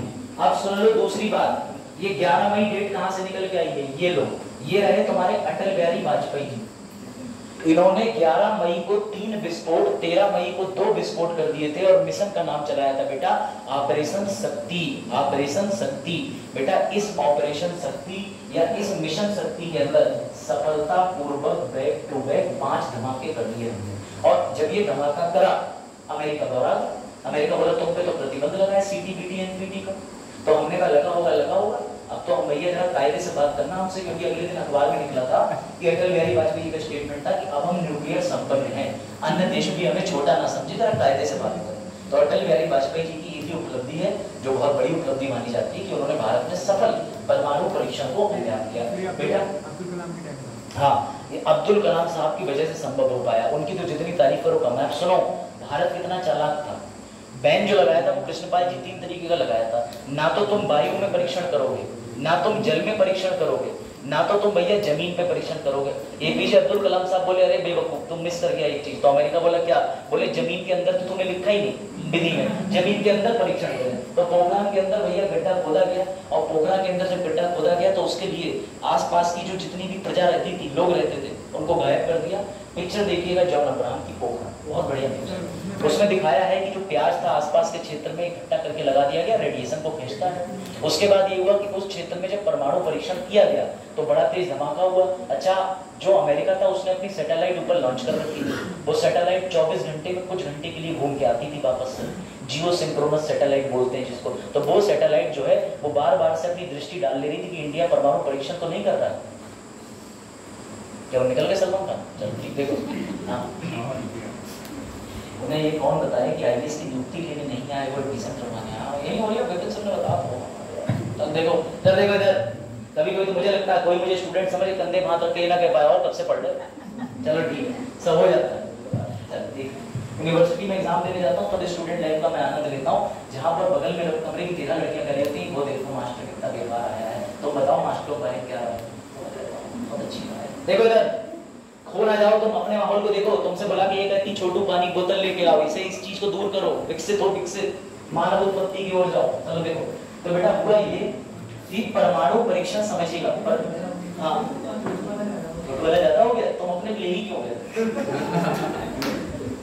चलिए देखिए बेटा ध्यान से, परमाणु परीक्षण जब करा गया था तो एक चीज ध्यान दीजिएगा कि अमेरिका को हमने कैसे बेवकूफ बनाया। हमने कहा मौसम खराब है, राजस्थान में हवाएं चल रही हैं, चक्रवात आने की स्थिति बन गई है, तो बेटा उन्हें हमने कंफ्यूज कर दिया।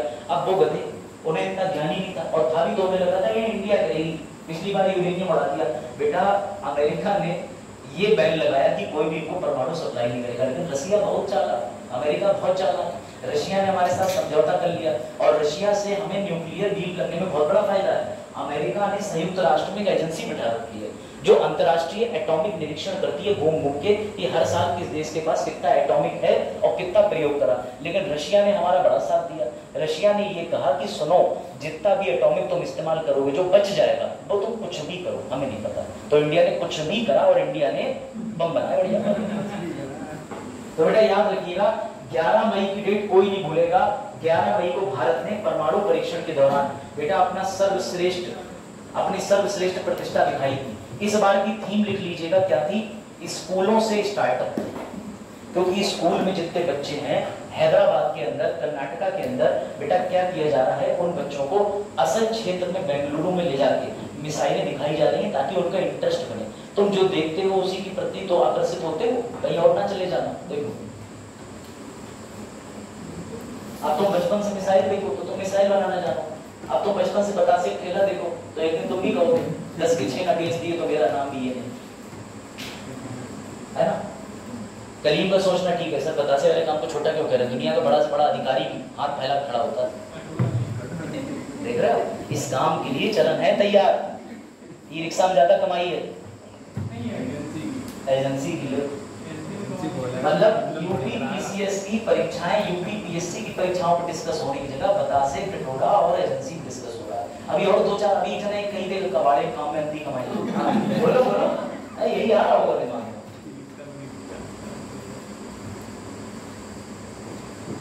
लिख लिया? दोनों परीक्षण आप याद रखेंगे बेटा, 18 मई 74 और 11 मई को पहला, दूसरा 13 मई को, मतलब ये कंबाइंड सीरीज में ब्लास्ट करे गए। ये लिख लिया? थीम मत भूलना बेटा, थीम युवाओं को प्रेरित करने के लिए स्कूलों से स्टार्टअप तक, यही थीम पूछ ली जाती है। 11 मई बहुत बार पूछ चुके, राष्ट्रीय प्रौद्योगिकी दिवस, ये साइंस एंड टेक के टीचर के लिए तो इंपॉर्टेंट है, नेशनल साइंस डे। हाँ या लिख लिया? चलो भैया बहुत खुशी की बात है। लो अब इन्हें बताओ, देखो ये कोई पादरी या कोई संत नहीं है, ये एक देश के नव चयनित राष्ट्रपति हैं। तो बेटा सबसे पहले तो तुम इस देश का नाम बताओ। ये जो चैड रिपब्लिक बोला जाता है, इसे चार्ट लिखा है, चैड बोलते हैं, ये किस महाद्वीप पर पाया जाने वाला देश है? वेरी गुड बेटा, अफ्रीका। अब तुम बिल्कुल भी रेसिस्ट बनके इनके चेहरे की वजह से कॉन्टिनेंट का नाम मत बताना, अगर तुमने बताया तो तुम बहुत दुष्ट हो, ऐसा नहीं है, ठीक है बेटा? इनका नाम है इदरीस डेवी इट्नो, इदरीस डेवी इट्नो, ठीक है? ये इंडिया के नील नितिन मुकेश है, वो भी 3 नाम रखे घूम रहे हैं, ये भी 3 नाम रखे घूम रहे हैं, इदरीस डेवी इट्नो। तो बेटा लो इनके बारे में लिख लो। अफ्रीका महाद्वीप पर 54 देश हैं, 54 देशों में से एक देश और है जिसका नाम है चैड रिपब्लिक। अफ्रीका को बोला जाता है मानव सभ्यता का पालना। बेटा अफ्रीका के भारत से संबंध बहुत अच्छे हैं। देश में सबसे ज्यादा गरीब कोई देश है तो अफ्रीका है। अफ्रीका में काफी लंबे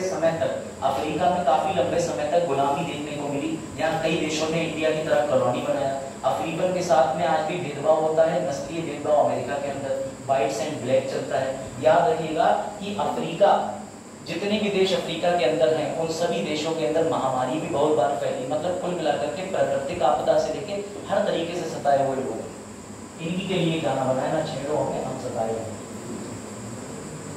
हाँ देखा, बहुत बढ़िया, तेज तुरंत पूरा संवाद कर दिया हम। कौन कह रहा है ब्लैक और कानूनी से सब रेसिस्ट वर्ड होते हैं? आप लोग लंबा होता गाँव होता है ना, सफेद कुत्ते का नाम ललुआ, और भूरे रंग का है तो भैया भूरा, काले रंग का कालू। मतलब वो कितने रेसिस्ट हैं। और अगर कोई व्यक्ति दिव्यांग है, लंगड़ा है, अरे आओ लंगड़े चाय पी जाओ, मतलब गांव के लोग कतई होगा, उन्हें कोई नहीं दिख रहा कि अनुच्छेद 17 क्या है, 18 क्या है, बोले लंगड़े को लंगड़ा नहीं करेंगे। गांव के लोग इतने ईमानदार। और जिसके पैर नहीं है तो यहाँ पे थोड़ी सिंपैथी होती है। बड़े शहरों में लोग हर्ट नहीं करते उससे पूछ के कि तुम्हारे साथ कैसे। गांव के लोग तो तुम्हें बहुत दिक्कत आओ, थोड़ी बाजार जाओ कैसे जा, उससे मजे ले रहे हैं, ये होता है। ऐसे गांव से चरण भी निवास करते हैं।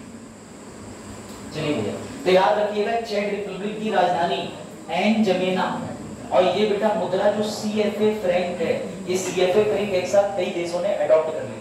उसके बाद राजा राष्ट्रपति कौन है? इदरिस देवी इतनो। बेटा ये हिंदुओं वाली देवी नहीं लिखा है, वो बड़ा सम्मानजनक वर्ड है, ये देवी है, देवी। चलो भैया और लो, आइसलैंड के तुम्हें अभी बताए थे, बजरनी, ठीक है। लेकिन याद रखिएगा स्लोवाकिया के राष्ट्रपति पीटर, सिंगापुर लॉरेंस, मिस्र के कतई मत बोलना, मोदी जी मिस्र गए। हाँ, इनका नाम बहुत ही छोटा है, याद कर लो, अब्दुल फतेह अल सीसी। कौन कह रहा कितने वाली?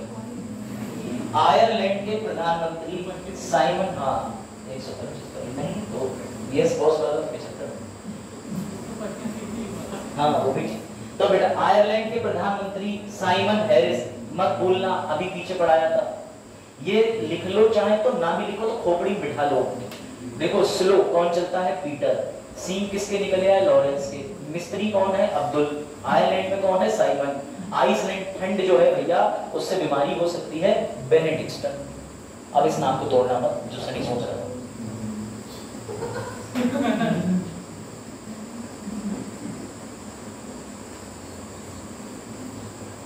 ठीक है, ऐसे याद रखना। स्लो कौन चलता है? पीटर। तो ऐसे करके ही याद हो पाते हैं, इन्हें सम्मान देने की जरूरत नहीं है। ऑब्जेक्टिव क्वेश्चन आएगा, टिक लगाओ, आगे बढ़ो। कल को बोल देना कि स्लोवाकिया के भाई देख के भीड़ चल रही हो, न्यूज़पेपर बैठा हो, कहना रुक जाओ गूगल कर रहे हैं, यही राष्ट्रपति थे, यही उत्तर लगाया था मैंने। रहेगा तो आपको याद नहीं, तो कहना तुम्हें याद है नहीं, बेइज्जती हो जाती है। हाँ ये आप समझ आया। तो इनका कहना है कि जब आप पेपर दे के आए तो उसको डिस्कस ना करें दोस्तों के साथ। मैं कह रहा हूँ करो ढंग के आदमी के साथ, आप वहां नहीं करना। वरना पहले ऐसा होता है कि आप तो पेपर में बुरे नहीं, आपका दोस्त आपसे भी बुरा है, आपका और उसके गलत गलत वाले दो मिलके यूनिवर्सल सत्य हो जाता है। जैसे उसने कह दिया कि भारत में 28 राज्य हैं और 9 केंद्र शासित प्रदेश हैं। अब तुम सबको पता 8 हो गए, लेकिन तुम्हारा दोस्त है, तुम ये भूल चुके। वो भी क्या कहा, अरे 8 है, मैंने भी 8 लगाए, अब तुम खुश। इसने OMR चेक कर दिया, मतलब काम हो गया। बाद में जब आंसर आ रहा है तो उसके तुमसे भी निगेटिव पे चले जा रहा है। इसलिए भैया ठीक है, ये वनडे एग्जामों में बहुत होता है, और वनडे एग्जाम के अंदर कई प्रश्न गलत भी निकलते हैं। तो ऐसे में बेटा भारी दुख बीत जाता है। हाँ अरे ऐसे दुख बहुत हुए हैं। चलो ये बताइए बेटा, सबसे पहले तो एक गेम है स्क्वैश। अब ये स्क्वैश गेम क्या है, आज मैं फोटो लेके आया हूँ। लास्ट टाइम स्क्वैश बेटा ये सबसे दुनिया का बोरिंग गेम। हाँ बोरिंग गेम इसलिए है कि बचपन में तुम्हारे हाथ में गेम दे दो और तुम अकेले भाई हो, क्योंकि माँ बाप जो है तुम्हारे दूसरे वाले भाई को स्कूल भेज चुके, तो घर पे अकेले या तुम इकलौते ही हो किन्हीं कारणों से। तो तुमने गेम दी, तुमने बेटा जो है दीवार पे मारी, गेम वापस आई, गेम पकड़ी, तुम खुश हो गए। ठीक है, तो बेटा हाँ तुम जब खुश हो गए, तुमने कहा ये देखो बॉल बाउंस बैक कर दी मैंने, भैया बॉल पकड़ ली, फिर खेल रहे। तो इसी गेम को अकेले भाई बहनों के लिए देश ने डेवलप कर दिया, और इस गेम का नाम हो गया स्क्वैश। सर कैसे? देखिए पहले इसका उत्तर समझ लें। 22वीं एशियाई टीमों में स्क्वैश चैंपियनशिप 24 के लिए 2 लोग क्वालिफाई करें। पुरुष में बेलावन सेंथल कुमार और महिलाओं में रतिका सीलन। आप समझो बेटा पहले ये खेल क्या होता है, ये है, दिख गया होगा खेल, बहुत जरूरी नहीं। देखो इधर स्क्वैश गेम जो था उस खेल के लिए क्या है, एक टेनिस जैसा रैकेट दे दिया जाता है, दीवार पे मारो, इसमें स्कोर होता है, दीवार पे कुछ स्थान चिन्हित कर दिए जाते हैं। अगर उस बीच वाली पट्टी में ही तुम लगातार खेलते रहोगे, दूसरा खिलाड़ी इधर खड़ा होता है, तुम इधर से मारोगे, वो भी मारेगा, जो ज्यादा पॉइंट स्कोर करेगा। तो ऐसे गेम जो है ये इंडोर गेम कहलाते हैं, जो बंद कमरे के अंदर खेले जा सकते, जैसे लूडो, सांप सीढ़ी, चेस, समझ गए। अब देखो इधर बेटा, तो ये 12 से 16 जून के बीच में डालियान कहाँ है, चीन के अंदर। डालियान कहाँ है, एक शहर है चीन के अंदर बेटा, आयोजित किया गया था squash rackets federation of India द्वारा 22वीं इंडिया। इसका जो नेतृत्व कौन करेंगे, पुरुष में बेलावन, महिलाओं में रतिका। इसके बारे में सुन लो, स्क्वैश नाम की जो संस्था है वो कब बनी थी, 97 में। बेटा मुख्यालय कहाँ है, चेन्नई, चेन्नई, चेन्नई, ये मत भूलना। तमिलनाडु में तुम्हारे यहाँ इंडिया का चेस का मुख्यालय है, ये भी ध्यान रखना। ये सब ऐसी गेम लेके आते हैं जो इन्हीं को आते हैं। अरे हिम्मत है क्रिकेट लेके आओ तो है ही इंडिया। और बेटा इसके अध्यक्ष कौन है, देवेंद्र नाथ सारंगी। इसका क्रिकेट इंडिया का नहीं है राष्ट्रीय खेल, इंडिया का राष्ट्रीय खेल कोई है ही नहीं। दुख के साथ बता दूं बेटा, उत्तर प्रदेश का राजकीय खेल हॉकी लोग कह देते हैं, लेकिन ये याद रखना इंडिया का कोई भी गेम नहीं है। शतरंज जरूर इंडिया ने इन्वेंट करा, लेकिन इसका भी प्रमाण हम लोग मुंह से तो दे देते हैं। अब जैसे एक लड़की ने आईटीआई डाली थी, इलाहाबाद की लड़की ने, उसने लिखा था कि गांधी जी को महात्मा कह के किसने संबोधित करा, और गांधी जी को ये वर्ड तो मिल गया महात्मा का। फिर अगला क्वेश्चन था कि गांधी जी राष्ट्रपिता कब से बन गए, किसने कहा। भाई ये बात सोचने की है, गांधी जी को राष्ट्रपिता की उपाधि किसने दी, तो बेटा है एवोल्यूशन ऑफ टाइटल भी छोड़ दो, वो तो कल संविधान निर्माण से पहले लोग मानते। याद रखना गांधी जी को कॉमन हम लोगों ने राष्ट्रपिता की उपाधि दी है, गांधी जी को किसी ने ऑफिशियली राष्ट्रपिता की उपाधि नहीं दी है ना, ये ध्यान। जनता ने दी, जनता उस समय वाली अब तो मर गई, बदल दो।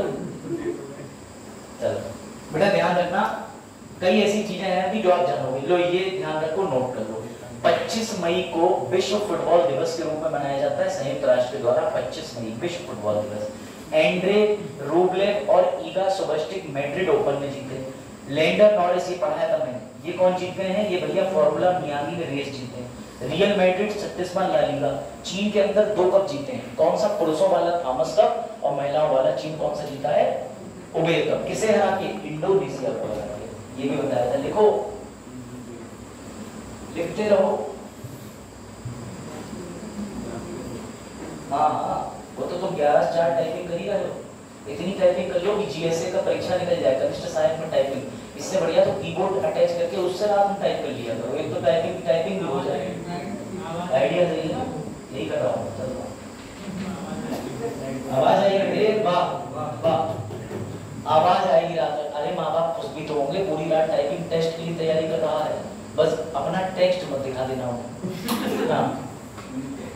है ना। देखा कलीम तो बता दिया, कलीम ही तो है, तो कलीम बता दिया, कर लिया था। कलीम ने इंटर सही से किया, कलीम को देख के मैच्योरिटी वाली फील आती है, कलीम इंटर के अंदर ग्रेजुएशन का ध्यान लिया। और कलीम वैसे भी यहाँ बैठ के कहते हो मेरे जैसे तो है पीटी वाले भी, मैं तो इनसे भी बढ़िया हूँ, तो कॉन्फिडेंस देखें आप लड़के को। वेरी गुड कलीम, तैयारी इसी उम्र से शुरू करना चाहिए, है ना। लिख लो, जितने पुरस्कार लिखने के बाद याद भी कर लेना, समझ गए। लिख लिए थे सर, फिर भी नहीं फंसे क्योंकि दिमाग में नहीं फंसा था, इसलिए कृपया करके इनको याद करने का भी कष्ट करें, है विप्रो।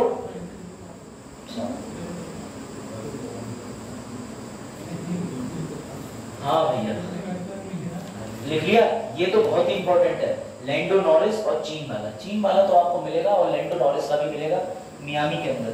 इन्होंने रेड बुल कंपनी की तरफ से ये भागे थे, मैकलेरन वाले को इन्होंने हरा दिया था।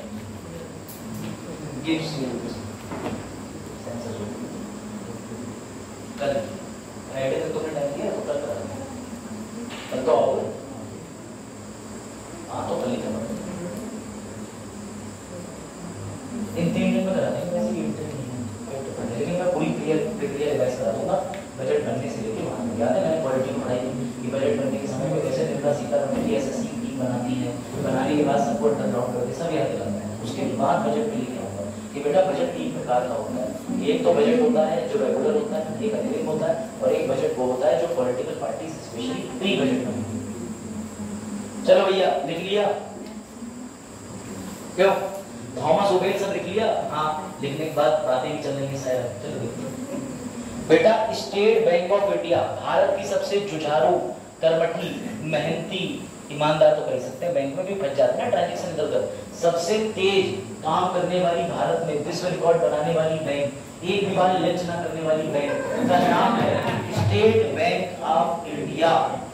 तो ये हाँ वेरी गुड। तो बेटा एसबीआई में तुम में से कहीं ना कहीं किसी का खाता कभी खुला होगा, नहीं है तो मम्मी पापा की नीली पासबुक जिसपे गोल चक्का बना होगा वो जरूर तुम्हारे पास नीली पासबुक होगी जिसका नाम है state bank of India.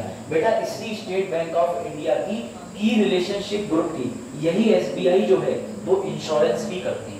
SBI के जनरल इंश्योरेंस होते हैं, मेडिकल टर्म इंश्योरेंस होते हैं। आप में से कई लोगों ने इंश्योरेंस करा भी रखे, नहीं कराएं तो कोई दुख की बात नहीं।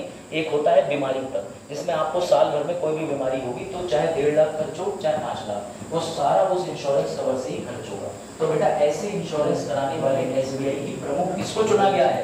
तो उनका नाम है जया त्रिपाठी। त्रिपाठी लोग बहुत सक्सेस पा रहे हैं, जैसे दिनेश कुमार त्रिपाठी, अस्मित त्रिपाठी की मैं बात कर रहा हूँ, कहीं और ना जाए। सबसे ज्यादा बंद मध्य प्रदेश में है ना 33%।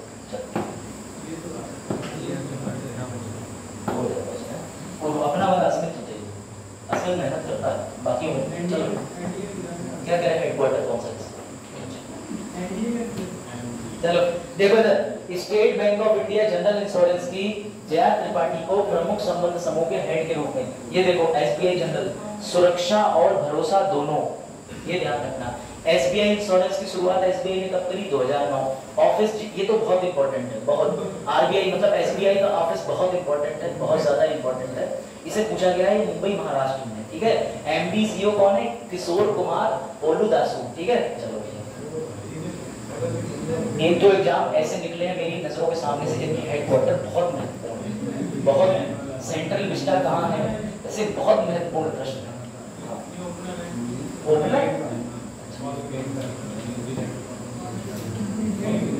गहरी मिनट ही फेल करने का वक्त आ गया। चलो भैया देखो बताओ, ये तो तुम लोगों में से कोई बता ही देगा कि भैया ये कॉलिंस विंप्रो जो है वो किस देश के अंतर्राष्ट्रीय क्रिकेट खिलाड़ी हैं, इन्होंने इंटरनेशनल मैचेस से, बताओ जिसने ये उत्तर दिया बिल्कुल ठीक। बेटा इसको ब्लैक कैप भी बोलते हैं, न्यूजीलैंड को टीम को, ये ध्यान रखना। न्यूजीलैंड की टीम को क्या कह के संबोधित किया जाता है? तो ब्लैक कैप्स के लिए। बेटा याद रखना कहाँ है न्यूजीलैंड? तो भैया ये रहा न्यूजीलैंड, नीचे। ऑस्ट्रेलिया से ज्यादा दूरी नहीं है न्यूजीलैंड। याद रखिएगा ये खिलाड़ी जो हैं इन्होंने 123 मैचों में अपना करियर खेलने के बाद समाप्त कर दिया। याद रखना इंटरनेशनल नहीं खेलेंगे, कई और मैचेस हैं जिसमें ये कूद पड़ेंगे, ये ध्यान रखना। हाँ लीग वाले, ये बढ़िया है, ये पढ़ो। पहली बार एक देश ने मजेदार चीज करी, अपने यहाँ एक ऐसा प्लांट लगाया है कि CO2 तो पर्यावरण में बहुत ज्यादा मात्रा में फैल ही रहा है। जिन्होंने एनवायरनमेंट पढ़ा है मैंने बताया था CO2 किन करों से फैलता है। औद्योगिकरण कारण है, आपकी मोटरसाइकिल कई सारी चीजें। लेकिन बेटा एक ऐसा प्लांट लगा दिया है देश ने जो प्लांट CO2 को हवा से जमीन के नीचे खींच लेगा, जमीन के नीचे डंप कर देगा। बहुत बढ़िया टेक्नोलॉजी, और ये टेक्नोलॉजी का नाम रखा है मेहमत। तो बताओ मेहमत कौन होता था? मेहमत जो है वो गायब हो गए आइस एज में। तो बेटा याद रखना मेहमत हाथी जिस समय मर गया वो शीत काल था, आइस एज थी। तो बेटा याद रखना देश का नाम भी थोड़ा आइस से संबंधित रहेगा। क्या नाम है देश का? आइसलैंड। क्या नाम है देश का? आइसलैंड। लो जरा ये देख लो, ये हाथी विलुप्त हो गया। ये हाथी किसी जमाने में पाया जाता था, इसे मेहमत कहते थे। ऐरावत किस देवता का हाथी है? इंद्र का। ऐरावत क्या है? तो सर गवर्नमेंट ने आर्टिफिशियल इंटेलिजेंस को लेकर के 12 से 15 दिसंबर को दिल्ली के अंदर, भैया कहाँ कौन सा मंडल है दिल्ली के अंदर, कौन सा क्या है मंडप? प्रगति मैदान में भारत मंडपम, वहां पर GPAI की मीटिंग करी थी। GPAI global partnership on artificial intelligence. याद आ रहा है? सब भूल गए होंगे दोस्तों शुरू से, है सब भूल गए सर। अब जीपीआई कब को लिखता है? चलो देखो बेटा, ये प्लांट 36,000 टन CO2 को हवा से सोख के जमीन के अंदर डंप कर देगा। ऐसा ही कीर्तिमान रचने वाला एक और देश है, उसका नाम बताओ, जो CO2 को पानी के नीचे डंप कर रहा है, समुद्र के नीचे। कौन सा देश है? बताया था सर्च करना बेटा। आइसलैंड यूरोप में एक द्वीप है, इसकी राजधानी क्या है? रेक्साविक। मुद्रा किरोना। प्रधानमंत्री बजरनी बेनेडिक्सन, अभी बताया था। आइस डिक्सन बताया था। ले भैया, अंतरराष्ट्रीय नर्स, तुम में से कई लोग GNM ANM करके नर्स बनने का प्रयास कर रहे होंगे, बन जाओ। प्राइमरी के मास्टरों की वैकेंसी के BTC B.Ed से अच्छा है ANM GNM कर, सस्ते में मेरा भी करवा। उसके लिए वैसे भी इंटर में आयोग भी नहीं चाहिए, सिर्फ इंटर करे हुए हो, GNM ONM कर लो, सुकून से बन जाओ नर्स। और नर्स बनने के बाद कोई मतलब नहीं, रेफर बनाते रहो। महिला आई चीख रही भैया डिलीवरी होने वाली, नहीं तुम तो शहर जाओ, हमारे बस की नहीं। महिला आगे मुठा खड़ गया, नहीं तुम तो शहर जाओ, रेफर बनाते रहो, पैसा लेते रहो, समझ गए? और बेटा सबसे बड़ी बात, तुम्हारे पूरे घर का दवा दारू, इसमें दारू मिटा दो, दवा मुफ्त, समझ गए? बैसलॉन सेवलॉन घर में निःशुल्क आएगा, पट्टियां निःशुल्क आएंगी, और भी चीजें जो बढ़ती हैं जिला अस्पतालों में वो भी निःशुल्क आएंगी। और दवाई जब चाहे तब डॉक्टर से सीधी बात, और तनख्वाह 56 से 57,000 रुपए। सम्मान आपको किसी को नहीं देना, ठीक है? सम्मान आप किसी को, क्योंकि जिला अस्पताल में कुछ ही दिन पहले की घटना है, एक महिला आई थी डिलीवरी कराने ई-रिक्शा पे, प्राइवेट। उसे क्या कहा नर्स ने? प्राइवेट चली जाओ, यहाँ कोई नहीं, उसे भगा दिया। लेकिन दुर्भाग्य से प्राइवेट में, अब दुख की बात यह है, काश वो महिला बच जाती, महिला और शिशु दोनों।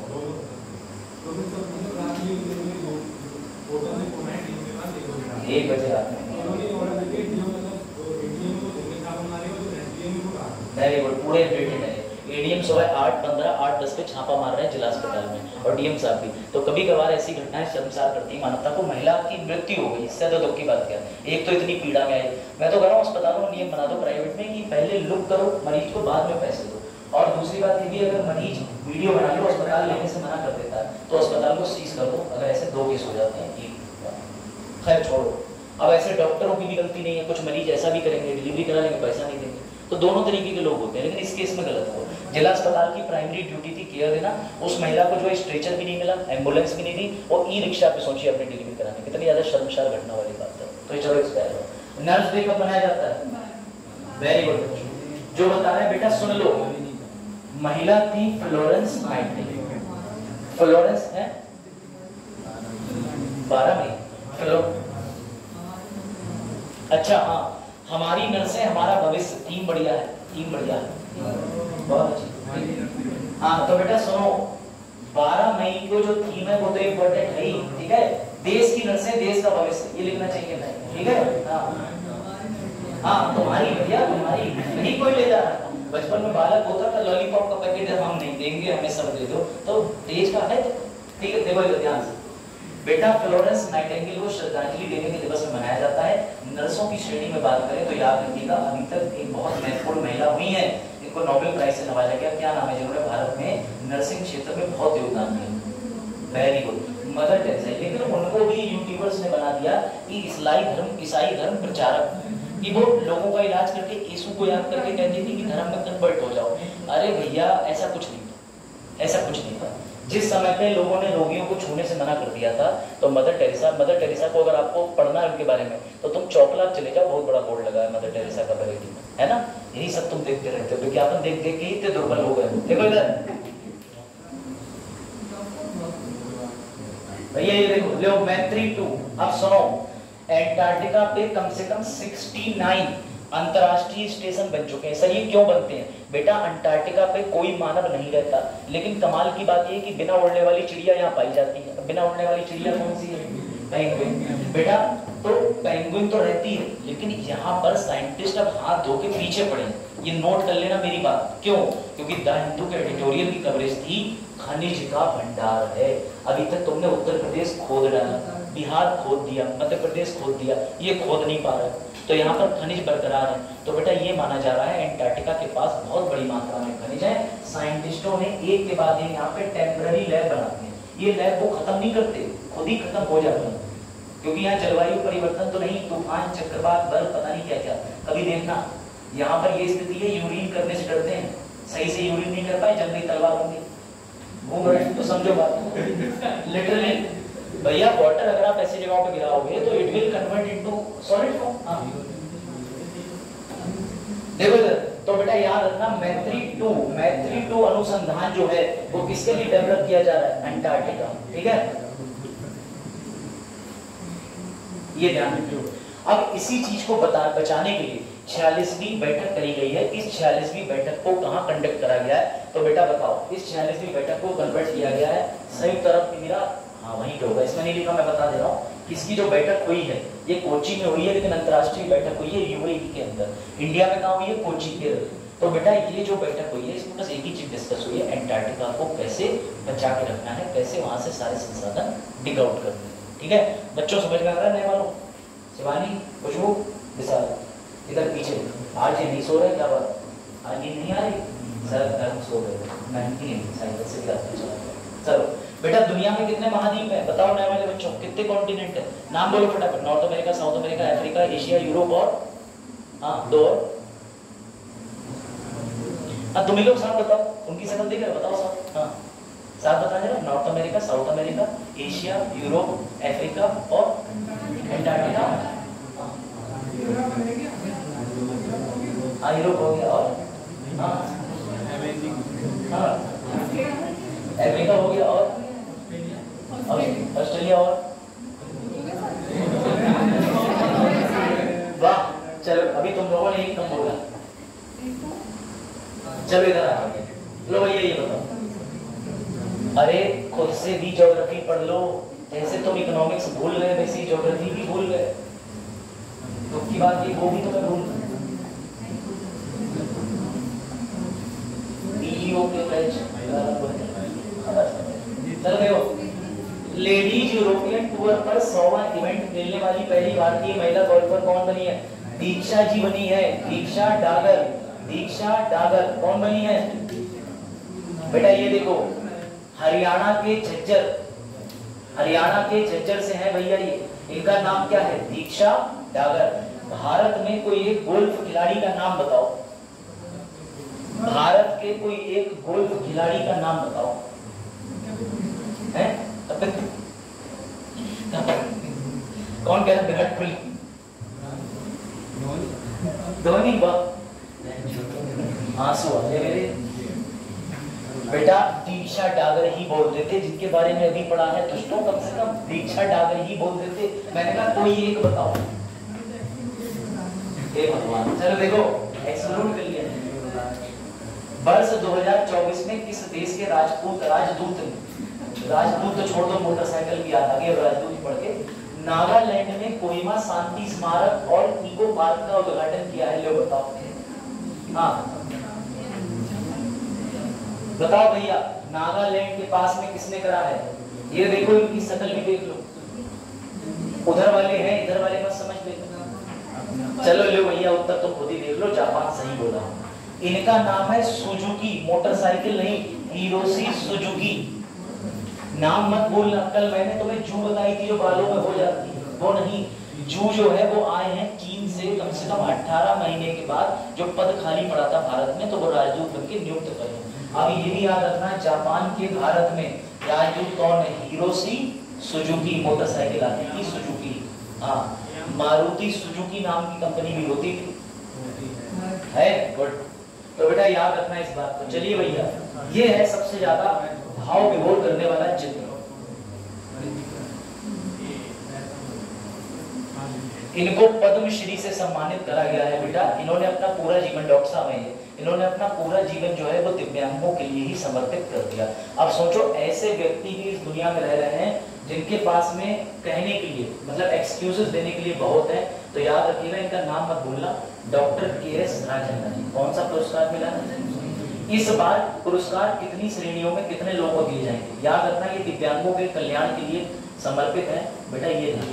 ये 2024 में 132 पुरस्कार दिए जाएंगे, जिसमें बेटा कितने पद्मश्री हैं? तो सर 110, पद्म भूषण 17, पद्म विभूषण सबसे बड़ी उपाधि मात्र 5 है ना, जिसमें 5 में एक मरने के उपरांत दिया जा रहा है, मरणोपरांत बाकी सब जीवित को दिया जा रहा है। याद है मरणोपरांत में थे बिहार के अंदर एक ऐसे व्यक्ति जो स्वतंत्रता सेनानी के रूप में काम किया था, दलितों के उत्थान के लिए काम किया था, क्या नाम? Very good, very good. Sir ji नमस्कार, कैसे हैं सर? पार्ट टाइम हस्तरेखाएं पढ़ने का काम भी करता हूँ, 150 रुपए सुबह। तुम लोगों की हस्तरेखा पढ़ने की जरूरत ही चेहरा बता रहा है। 11 बजे जाग रहे हो, 4 बजे सो रहे हो, कितनी पढ़ाई मेहनत से चल रही है, ठीक है। उधर से एक मैसेज आया, मेरी पढ़ाई नहीं हो पाई, आज मैं तुम्हारे साथ पढ़ूंगा 11 बजे से, ठीक है। उनकी पढ़ाई चल रही है और तुम पढ़ाई नहीं कर रहे हो, फिर जीवन में 4 साल बाद कह रहे हो ठुकरा के मेरा प्यार, चलो।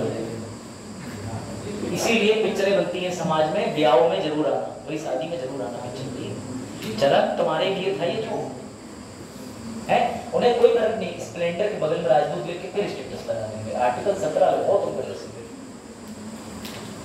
चलो चलो खुश मिजाज रहते हैं। क्या है ना, देखो पढ़ाई के समय पे बच्चे ज्यादातर थक के और बोर ही हो जाते हैं, तो थोड़ा क्रिएटिव तो चलता है। वैसे भी दिव्यकीर्ति सभी कहते हैं पढ़ते पढ़ते जो है वो हंस लेना चाहिए, ऐसा कहानी में पढ़ा कहानी होगा हमें। देखो भारत की लोक कला और जनजातीय परंपराओं को दर्शाने वाली प्रदर्शनी स्वदेश का आयोजन कहाँ कर दिया इन लोगों ने? बेटा सुनो ध्यान से, इस प्रदर्शनी का काम क्या है? इस प्रदर्शनी को भारत में तो हम कभी नहीं करेंगे, क्यों? क्योंकि हमें अपनी कला और परंपरा को विदेश में दिखाना है, लेकिन हम अपना स्वदेश का टैग लेके अपने पड़ोसी दोस्त के पास चले गए, तो वो पड़ोस में नहीं, लेकिन हमारे आजकल दोस्त बड़ा अच्छे हैं, जहां से सबसे ज्यादा भारत को रेमिटेंस प्राप्त हुआ है, ऐसे स्थान का नाम है दुबई। दुबई, दुबई, क्या नाम है? दुबई। क्या नाम है? दुबई, ठीक है, तो ये याद रखना। चलो अगले प्रश्न का उत्तर दे दो। पक्षी प्रवासी, देखो इंडिया में पीलीभीत के अंदर भी कई सारी चिड़ियां आ जाती हैं। वैसे तो साइबेरियन बर्ड जो होती हैं वो भैया राजस्थान आ जाती हैं, तो ये क्यों आ जाती है? इनके दिमाग के अंदर मैपिंग होती है। इस बार कौन सी चिड़िया को बचाने के लिए सुप्रीम कोर्ट ने कमेटी बनाई? GID, ग्रेट इंडियन बस्टर्ड, क्योंकि राजस्थान महाराष्ट्र के अंदर पाई जा रही थी। राजस्थान के अंदर ये आती है माइग्रेट करके, बत्ती के तारों में उलझ के इनकी मृत्यु हो रही थी। तो सुप्रीम कोर्ट में चीफ जस्टिस की अध्यक्षता वाली बेंच ने क्या कहा कि इनके लिए हम बनाते हैं संरक्षण करने के लिए, बचाने। ये मत बोलना, पढ़ा चुका हूं, ठीक है। कब मनाया जाता है? कब? पक्षी प्रवासी दिवस, बताओ भैया, है मई में तो मनाया ही जाता है। तारीख? सही जवाब, ये लोग इसका न 11 न 12, याद रखना ये मनाया जाता है साल में 2 बार। तुम कहोगे सर 2 बार? Happy birthday twice? Yes, very good बेटा। मई के दूसरे शनिवार को और अक्टूबर के दूसरे शनिवार को कोई भी तारीख पड़े ये मनाया जाता है, इसकी तारीख फिक्स नहीं। अभी आप 11 मई कह सकते हो मई में, इस बार जो मनाया गया अक्टूबर में, जरूरी नहीं 12 तारीख को ही मनाया जाए, 14 भी हो सकता है। मई के दूसरे शनिवार, अक्टूबर के दूसरे शनिवार, याद रखना कौन सा मनाया जाता है। क्योंकि बेटा खुद ही दिमाग लगाओ, समर में आती है, विंटर में आती है, प्रवास करके 2 बार आती है ना, तब 2 बार मनाया जाता है। थीम याद रखना, थीम कीड़ों की रक्षा करें, पक्षियों की रक्षा करें। मेरे समझ नहीं आता ये थीम डिसाइड किस बेसिस पे होती है। बोले बैठे, बोले चिड़िया क्या खाती है? कीड़े, तो बोले कीड़े भी बचा लो, तो भैया क्या लिखा है? कीड़ों की रक्षा करें, जिससे चिड़िया की भी रक्षा हो जाए, पक्षी की रक्षा करें। क्या बात, क्या बात, ठीक है। चलो लो ये बताओ, श्रीलंका टीम का आधिकारिक प्रायोजक कौन बना है? वेरी गुड, ये उत्तर इन्होंने बिल्कुल तेजी से दिया, क्योंकि ये एक भी दिन मैच मिस नहीं करते, चाहे बीएड के पेपर आ रहा हो, टॉयलेट के बहाने टीचर से पूछ लेते हैं स्कोर क्या चल रहा है, स्कोर, ठीक है। ऐसे जुझारू प्रतिनिधि के लिए, हाँ क्या चीज करना भी नहीं है मिस। देखो तुम देखो, इनके जैसे दोनों लोग डीएम बन गए, तो ये कहें कि गाड़ी रोको, गाड़ी रोको, गली क्रिकेट चल रहा है, पूरी इनिंग खेलने के बाद ही जाऊंगा, चाहे भले बगल के जिले के पड़ोस के गाँव में आग लग गई तो। बोले ना मेरी 50 होने वाली है। चलो देखो इधर बेटा, इसका उत्तर है आईसीसी पुरुष T20 का आयोजक है अमूल। अमूल कहाँ का है? गुजरात का। बेटा याद रखिएगा, मुख्यालय आनंद, जिला है गुजरात में, याद रखिएगा। इसके कौन है अध्यक्ष? कोई जरूरी नहीं। लो भैया बताओ, ये बहुत अच्छा प्रश्न। इंटरनेशनल ऑर्गेनिया दिवस, तुम्हारे दिन भी तो है, चलो बताओ कब मनाया जाता है? 10 मई। हाँ भाई 10 मई। जिसने अभी भी 10 मई नहीं बताया वो मोतियाबिंद का इलाज करा लो, सामने फोटो में साफ साफ लिखा है 10 मई। तभी खुशबू बहुत तेजी से हंसी। खुशबू ने तुरंत ही उत्तर देने के बाद बता दिया मासूमियत से कि दिख रहा है। चलो लो भैया। हाँ डॉक्टरों वाली दवाई लग रही है ये, घर जाकर रिवाइज कैसे करोगे? चलो कर ले पीडीएफ से। देखा? हाँ सीडीएस जनरल अनिल चौहान की अध्यक्षता में त्रिसेवा सम्मेलन परिवर्तन चिंतन कहाँ करा? सारे चिंता का विषय नई दिल्ली। बस सारी चिंताओं के आयोजन नई दिल्ली। नई दिल्ली कोई चिंता में है कि भैया जेल से वोट दबेगा, मतलब ऐसा कुछ चल रहा है। जेल का जवाब वोट से देंगे, वोट का जवाब जेल से देंगे। चल हाँ ऑर्गेनिया बेटा अलग तरीके का फल, वृक्ष फल। चलो बताओ मूसा रजा का 87 बेटा ये आईएएस ऑफिसर थे, ये सचिव बने जाके, सचिव मतलब कैबिनेट सेक्रेटरी बने जाकर के गवर्नमेंट के लिए काम करा, लेकिन बेटा इनकी हाल ही में मृत्यु हो गई। ये किस राज्य के थे? तो भैया ऐसे प्रश्नों के लिए आप सीधी बात को याद रखना, चेन्नई में निधन हो गया। एक सेकंड, इसका उत्तर असम हो, तमिलनाडु। ठीक है ये याद रखना। और इन्होंने बुक रखी थी बेटा, ये याद रखना इस बुक का नाम ऑफ नवाब्स एंड नाइटिंगेल। ये किताब को लिखने वाले कौन थे? मूसा रजा। ये किताब आनी ही आनी है, वरना ये किताब इसमें मैं लिखता ही नहीं पीआईबी की वेबसाइट पे ये मिलता है। मूसा रजा किताब याद रखना, कौन सी किताब है बेटा? Of nawabs and nightingales. इन्होंने जो आईएएस की नौकरी थी उसके दौरान क्या क्या अनुभव है पढ़ लिया करो, ऐसी किताबों में तुम्हें उत्तर मिलेगा। करप्शन से डील कैसे करें, प्रमोशन पाने के लिए क्या किसी नेता का इन्फ्लुएंस जरूरी है? प्लीज किताबें पढ़ा करो ऐसी, तुम्हें पूरे आईएएस के जीवन काल की दृष्टि पे प्रकाश डालने में मदद मिलेगी। मेरी राय में पढ़ा करो, कोट कर सकते हो कि ऐसा किसी आईएएस ने करा है जो आप करप्शन से निपटने का ये तरीका बता रहे हैं। हाँ सर हाल ही में मृत्यु हुई है, एक व्यक्ति थे, उनकी उस किताब से मैंने ये चीज पढ़ी, मुझे बड़ा प्रभावित किया। अपनी आइडियोलॉजी को सीमित मत रखो, ठीक है? फटाफट से 2 प्रश्न और बताओ।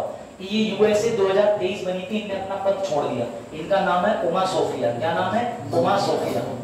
बेटा ये देखो यूएसए 2023 का प्राइज जीती थी, नाम इनका उमा सोफिया। तुम लोग उमा मिटा के बहुत सही जा रहे हो, जरा देखो। ठीक है हो गए प्रश्न। लो टेस्ट वाले प्रश्न का उत्तर इसी में दिया है। चीफ ऑफ अगला नेशनल टेक्नोलॉजी डे। हाँ जिस पे स्टार लगा है वही। वीडियो बंद करने का कष्ट करें, अनमोल बंद कर दो, रेड वाला बटन दबा दो, आज व्हाइट वाला